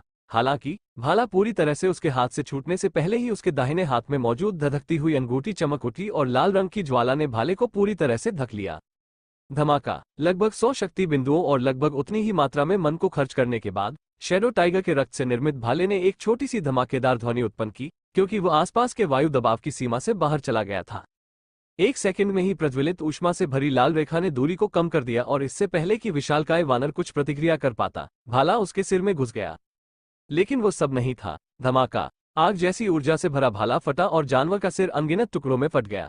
जले हुए मांस के टुकड़े और खून की गंध हवा में तैरने लगी। जानवर को सीधा खड़ा रखने वाली रक्त की जंजीरें गायब हो गई और लगभग सिरविहीन शरीर शोर मचाते हुए जमीन पर गिर पड़ा, मलबे के ढेर पर गिर गया और इस प्रक्रिया में धूल का एक बादल उठ गया। चेन हे की आंखें और मुंह हास्यास्पद ढंग से खुले हुए थे और उनकी निगाहों में अविश्वास व्यक्त कर रहा था कि उन्हें कितना बड़ा झटका लगा था। Tap tap tap. शानविगुआन बिंगजू ने अपने सिर को हल्के कदमों की आवाज के स्रोत की ओर थोड़ा घुमाया और उसकी नीली आंखें एक पल के लिए कांप उठी, क्योंकि उसने अपने पीछे खड़े युवक के चेहरे पर सुकून भरी मुस्कान देखी। बाई जेमिन के चेहरे पर सहज मुस्कान थी और उसने अपना खाली हाथ आराम से अपनी पैंट की जेब में डाल लिया था, जैसे कि उसने जो कुछ किया था वो कोई बड़ी बात नहीं थी। वो इस सप्ताह में और अधिक मजबूत हो गया। यह विचार शानविगुआन बिंगजू और चेन हे का था। जब उन्होंने याद किया कि उन्होंने अभी क्या देखा था, दोनों ही जटिल भावनाओं का अनुभव कर रहे थे। oceanofpdf.com अध्याय 80 क्रिटिकल हिट। वास्तव में बाई जेमिन कई दिनों पहले की तुलना में अधिक शक्तिशाली हो गया था। उसके शारीरिक या जादुई आंकड़े किसी भी तरह से नहीं बदले थे और उसका स्तर भी नहीं बढ़ा था, क्योंकि वो वर्तमान में एक भंवर में था जिस पर पूरी तरह से काबू पाने के बाद वो एक अधिक शक्तिशाली अस्तित्व में विकसित हो सकता था। लेकिन इस बीच वो कोई शक्ति वृद्धि हासिल नहीं कर सका। वास्तव में उसने अपने प्राकृतिक आंकड़ों को बढ़ाने के लिए किसी भी तरह से अपने उपलब्ध स्टेटस पॉइंट का उपयोग नहीं किया था। हालांकि इस दुनिया में बिना स्तर बढ़ाए, बिना आत्मिक शक्ति या आंकड़े प्राप्त किए, यहां तक कि बिना खजाने या कौशल स्क्रॉल प्राप्त किए भी शक्तिशाली बनने के कई तरीके थे। इनमें से एक तरीका यह था कि जो कुछ आपके पास पहले से है उसे सबसे बेहतर तरीके से सीखें और उसका इस्तेमाल करें। बाई जेमिन इसी तरह से मजबूत बनने के लिए प्रशिक्षण ले रहे थे और हालांकि उन्हें अभी भी एक लंबा रास्ता तय करना था, लेकिन निस्संदेह यह अतीत की तुलना में एक बड़ी सफलता थी। इसके अलावा बाई जेमिन अपने खजानों के साथ साथ अपने पास मौजूद कौशल का उपयोग करके अन्य प्रकार के हमलों का भी अभ्यास कर रहा था, जिससे अद्भुत प्रभाव पैदा हो रहे थे। वास्तव में पिछला हमला सिर्फ एक तात्कालिक धधकते रक्त भाले का था, लेकिन उसने उन दो कौशलों का उपयोग करके और तीव्रता के रूप में कुछ और जोड़कर कुछ और अधिक शक्तिशाली योजना बनाई थी। आपने फर्स्ट ऑर्डर प्लेटिनम ऐप स्तर 37 की आत्मा शक्ति हासिल कर ली है। फर्स्ट ऑर्डर की नौकरी पाने से पहले आप स्तर नहीं बढ़ा सकते या अतिरिक्त आंकड़े प्राप्त नहीं कर सकते। आपने अवर्गीकृत निष्क्रिय कौशल स्तर 5 फेंकना सीख लिया है। आत्मा शक्ति से भरे 3 चमकते हुए गोले प्रथम आदेश प्लेटिनम ऐप के निर्जीव शरीर से निकले और क्रमशः बाई जेमिन, शानविगुआन बिंगजू और चेन हे के शरीर में चले गए। इन गोलों का आकार एक दूसरे से काफी मिलता जुलता था, उनमें लगभग कोई अप्रभेद्य अंतर नहीं था। इसके अलावा बाई जेमिन के रेटिना में एक और संदेश चमक उठा। हालांकि वो कुछ हद तक आश्चर्यचकित था, लेकिन आश्चर्य इतना बड़ा नहीं था क्योंकि उसे किसी तरह से ऐसा कुछ होने की उम्मीद थी। कारण बेशक सुंदर और मोहक लिलित, उसने उसे कौशल की दुनिया के बारे में और अधिक समझाया था और इसके परिणामस्वरूप अब बाई जेमिन का ज्ञान बढ़ गया था। कोई व्यक्ति न केवल प्रशिक्षण के जरिए कौशल सीख सकता था, बल्कि दुश्मनों को हराने के बाद कौशल स्क्रॉल के जरिए भी सीख सकता था और कौशल विकसित हो सकता था। हालांकि इस नियम के अपवाद भी थे। अपने आसपास की दुनिया को अनदेखा करते हुए बाई जेमिन ने नए कौशल पर एक नजर डाली, क्योंकि यह कुछ ऐसा था जिसका वह इंतजार कर रहा था, क्योंकि यह कौशल प्रथम क्रम में उसके विकास के लिए बहुत मददगार होगा। फेंकना अवर्गीकृत निष्क्रिय कौशल स्तर 5। जब आप अपने नंगे हाथों से कोई वस्तु फेंकते हैं तो आपके पास दुश्मन को गंभीर चोट पहुंचाने की 20% संभावना होती है। ये कौशल अपने अधिकतम बिंदु पर पहुंच गया है और अपने आप विकसित नहीं हो सकता है। कुछ हद तक ये भी कुछ ऐसा था जिसकी उसे पहले से ही उम्मीद थी। हालांकि अकेले विकसित होने की असंभवता कुछ ऐसी थी जिसने उसे आश्चर्यचकित कर दिया और अब वो अंततः कई चीजें समझ गया जो लिलित ने उसे आत्मा रिकॉर्ड और कौशल के बारे में समझाया था। व्यक्तिगत आंकड़ों के अलावा ऐसे अन्य आंकड़े भी थे जो प्रत्येक व्यक्ति या बुद्धिमान प्राणी की विंडो में प्रदर्शित नहीं होते थे। इसका एक उदाहरण क्रिटिकल हिट आंकड़ा, रक्षा, हमला क्षति आदि था। इन आंकड़ों को प्राप्त करने के लिए किसी को कुछ कौशल या कुछ आइटम प्राप्त करने की आवश्यकता होती है जो आमतौर पर दुश्मन की हार और हारने वाले की आत्मा शक्ति में सोल रिकॉर्ड के हस्तक्षेप के बाद नहीं बनते हैं। उदाहरण के लिए एक लोहार या कलाकृति निर्माता हथियार, कवच, सहायक उपकरण बना सकता है जो शारीरिक क्षति या रक्षा को बढ़ाता है, लेकिन ताकत या सहन शक्ति और स्वास्थ्य जैसे आंकड़े नहीं बढ़ाता है, जो कि आत्मिक शक्ति से बनाए गए खजाने को बढ़ा सकते हैं।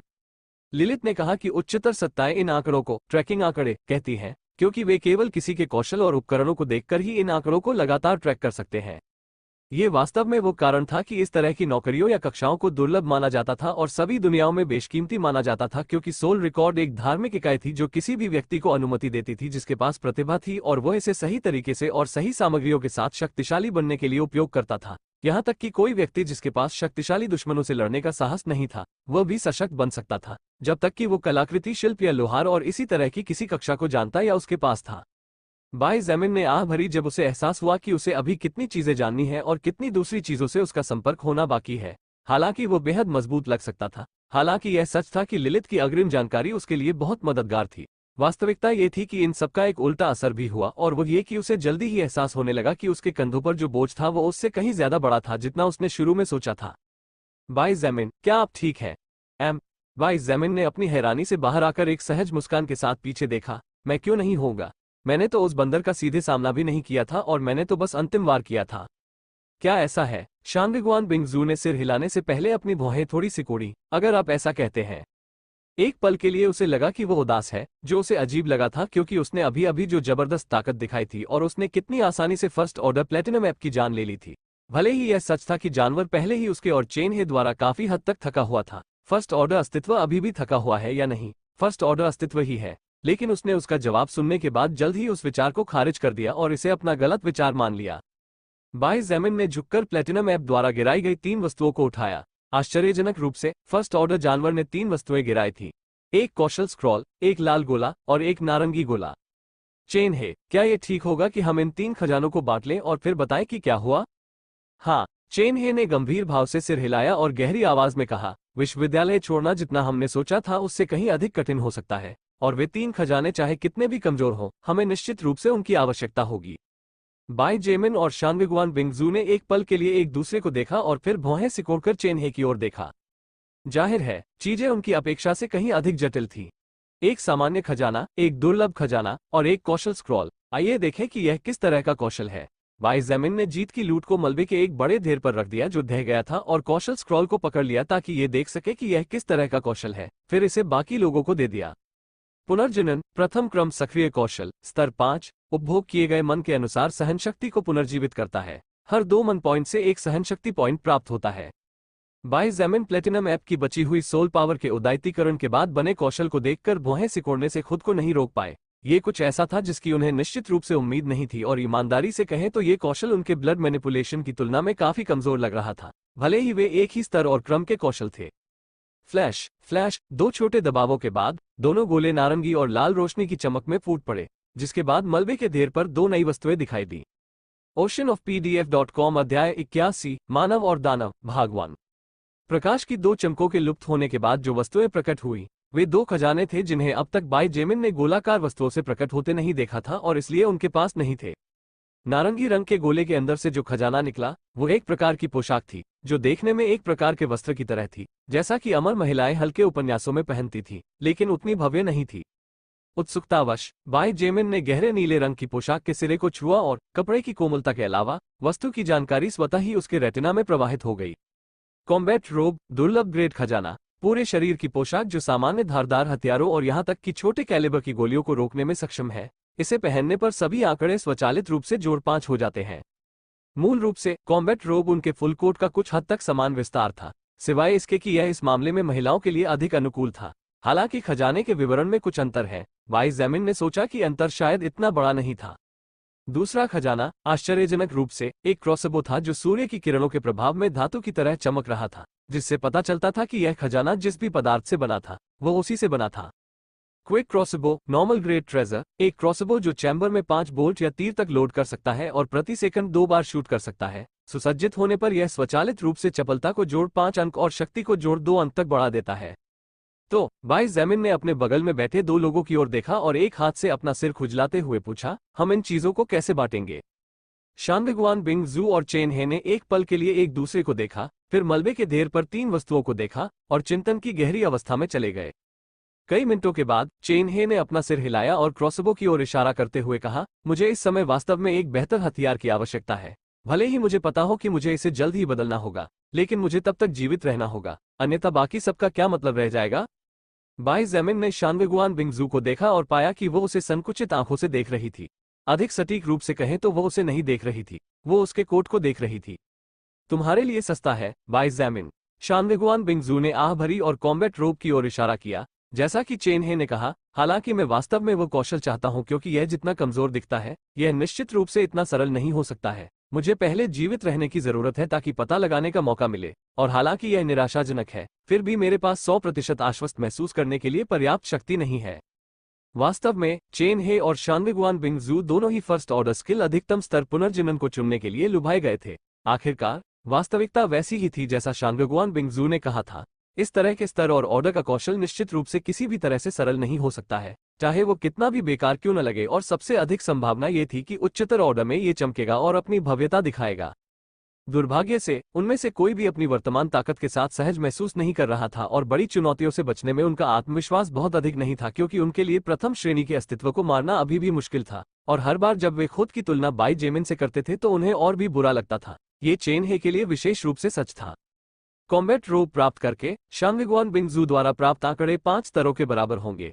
ये देखते हुए कि प्रत्येक स्तर पर 2 स्टेटस पॉइंट दिए गए थे, और इससे भी महत्वपूर्ण बात यह है कि छोटे कैलिबर की गोलियों और चाकू जैसे ब्लेड वाले हथियारों से सुरक्षा मिली थी। इस बीच क्विक क्रॉसबो प्राप्त करके चेन हे को न केवल एक हथियार मिलेगा, बल्कि इससे कहीं अधिक। युद्ध के लिए उपयुक्त होने के साथ साथ उसे कुल 7 आंकड़े भी प्राप्त होंगे, विशेष रूप से उसकी चपलता आंकड़े, एक आंकड़े जो तकनीकी रूप से उसके लिए सबसे महत्वपूर्ण था। तो मैं असभ्य हो जाऊंगा, बाई जेमिन ने समझ के साथ सिर हिलाया और उदासीन भाव से स्क्रॉल को अपने पास ले लिया। तुम्हारे लिए अच्छा है, छोटे जेमिन। लिलित, जो थोड़ी दूर तैर रही थी, ने उसे बधाई दी। उसकी नजर बाई जेमिन के हाथों में पड़े स्क्रॉल पर टिकी थी और उसकी आंखों में एक अजीब सी चमक थी। बाई जेमिन ने कुछ नहीं कहा और इच्छा करने के बाद स्क्रॉल उसके हाथों से गायब हो गया और उसकी आत्मा में एक रून बनना शुरू हो गया। रून का रंग पीला था और उसमें अजीब सी दरारें थीं, जिससे वो समझ नहीं पाया कि उनका क्या मतलब है। जल्द ही रून पूरी तरह से बन गया और बाई जेमिन ने आखिरकार पृथ्वी पर सोल रिकॉर्ड के आगमन के बाद से अपना दूसरा सक्रिय बाहरी कौशल हासिल कर लिया। रीजनरेशन एक्टिव स्किल बेहद अजीब थी। कम से कम बाई जेमिन को उस नाम वाले स्किल से यही उम्मीद थी कि यह घावों को भरने या स्वास्थ्य को बढ़ाने की क्षमता प्रदान करेगा, क्योंकि प्लेटिनम ऐप द्वारा इसका उपयोग किए जाने पर यही इसका कार्य था। जाहिर है, स्किल स्क्रॉल का प्लेटिनम ऐप के स्किल से कोई लेना देना नहीं था, सिवाय शायद नाम के।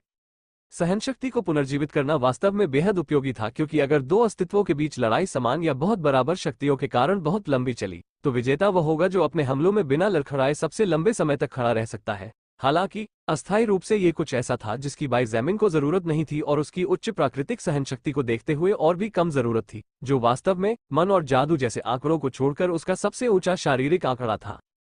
मैं इस कौशल की विकास आवश्यकताओं को बाद में देखूंगा, बाई जेमिन ने चेन हे की ओर देखने से पहले सोचा और कहा, चलो पार्किंग स्थल पर चलते हैं और वहां बात करते हैं। आपके पहले के शब्दों से ऐसा लग रहा था कि यह गंभीर है। चे हे ने गंभीर भाव से सिर हिलाया, मैं सहमत हूं। और कुछ न कहने पर तीनों पुनः भूमिगत हो गए। तारांकन तारांकन तारांकन। जब बाई जेमिन शानवेगुआन बिंगजू और चेन हे के साथ मेट्रो पार्किंग में लौटी, तो तीनों में से किसी को भी ऐसी अराजकता देखने की उम्मीद नहीं थी। लियांग पेंग, फू जुएफे, कई जिंगई, झोंक दे और कांग लान जगह जगह घूम रहे थे और कई लोगों को पीट रहे थे और उन्हें एक तरफ फेंक रहे थे, फिर अगले व्यक्ति से वही काम करवा रहे थे।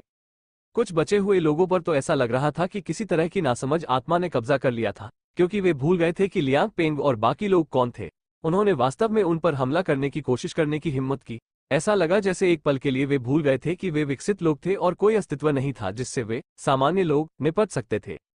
क्या एक पल के लिए शानवेगुआन बिंगजू इतनी हैरान दिखी कि उसे समझ में नहीं आया कि इसके बारे में क्या सोचे, विशेषकर 5 से अधिक स्पष्टतः निर्जीव शवों को देखकर, जिन्हें इस हद तक कुचल दिया गया था कि उनकी पहचान करना भी मुश्किल था। ऐसा लग रहा था जैसे उन्हें जंगली जानवरों के झुंड ने कुचल दिया हो। बाई जेमिन को भी समझ में नहीं आया कि क्या हो रहा है। उसे गए हुए अभी ज्यादा से ज्यादा 5 मिनट ही हुए थे, लेकिन चीजें इस तरह कैसे हो गई। आखिरकार मनुष्य भी जानवर ही है, बाई जेमिन। लिलित उसके पास प्रकट हुआ और उदासीन स्वर में बोला, मृत्यु के भय के सामने बिल्लियां भी कुत्तों से लड़ने को तैयार हो जाती है। बुद्धिमान प्राणियों की तो बात ही छोड़िए, जो इस बात से और भी अधिक अवगत है कि मृत्यु का अर्थ अंत है। तथ्य यह है कि चेन हे नामक इस निम्न अस्तित्व ने खुद को उस बंदर को हराने में असमर्थ दिखाया, जिससे कई लोगों को अपने भविष्य के लिए डर लगने लगा और वे अराजकता फैलाने लगे, अपने भीतर के राक्षसों को बाहर निकाल दिया। अब आप क्या करेंगे? oceanofpdf.com अध्याय 82, मानव और दानव, भाग 2, अंतिम। लिलित के शब्दों को सुनकर बाई जेमिन की अभिव्यक्ति कई बार बदली जब वह अपने सामने के दृश्य को देख रहा था। अंततः उसकी आंखों में संकल्प की एक चमक चमक उठी। वो धीरे धीरे आगे बढ़ने लगा और शानविगुआन बिंगजू के साथ साथ चेन हे ने भी उसे कई बार आवाज दी, लेकिन उसने उन दोनों को नजरअंदाज कर दिया और पूरी तरह से अपनी आंखों के सामने के दृश्य पर ध्यान केंद्रित किया। एक पुरुष छात्र ने अचानक एक महिला शिक्षिका का हाथ पकड़ लिया और उसे जोर से जमीन पर पटक दिया। 30 साल की उम्र वाली यह महिला डर के मारे चिल्लाने लगी, लेकिन मदद के लिए उसकी चीखें और विनती उस अफरा तफरी में अनसुनी कर दी गई जहां लगातार ऐसे ही दृश्य हो रहे थे। पुरुष छात्र महिला के ऊपर कूद गया और एक अशुभ मुस्कान के साथ उसके कपड़े फाड़ने लगा। उसकी आंखें लाल हो गई थी और वो चिल्लाया और कोसते हुए बोला, यहां तक कि वह बेवकूफ कुत्ता चेन हे भी हार गया। ये केवल समय की बात है कि हम भी शिकार हो जाएंगे। कम से कम मैं तुम्हारे साथ कुछ मजा तो करूंगा इससे पहले कि मैं किसी राक्षस द्वारा मारा जाऊं। हा हा।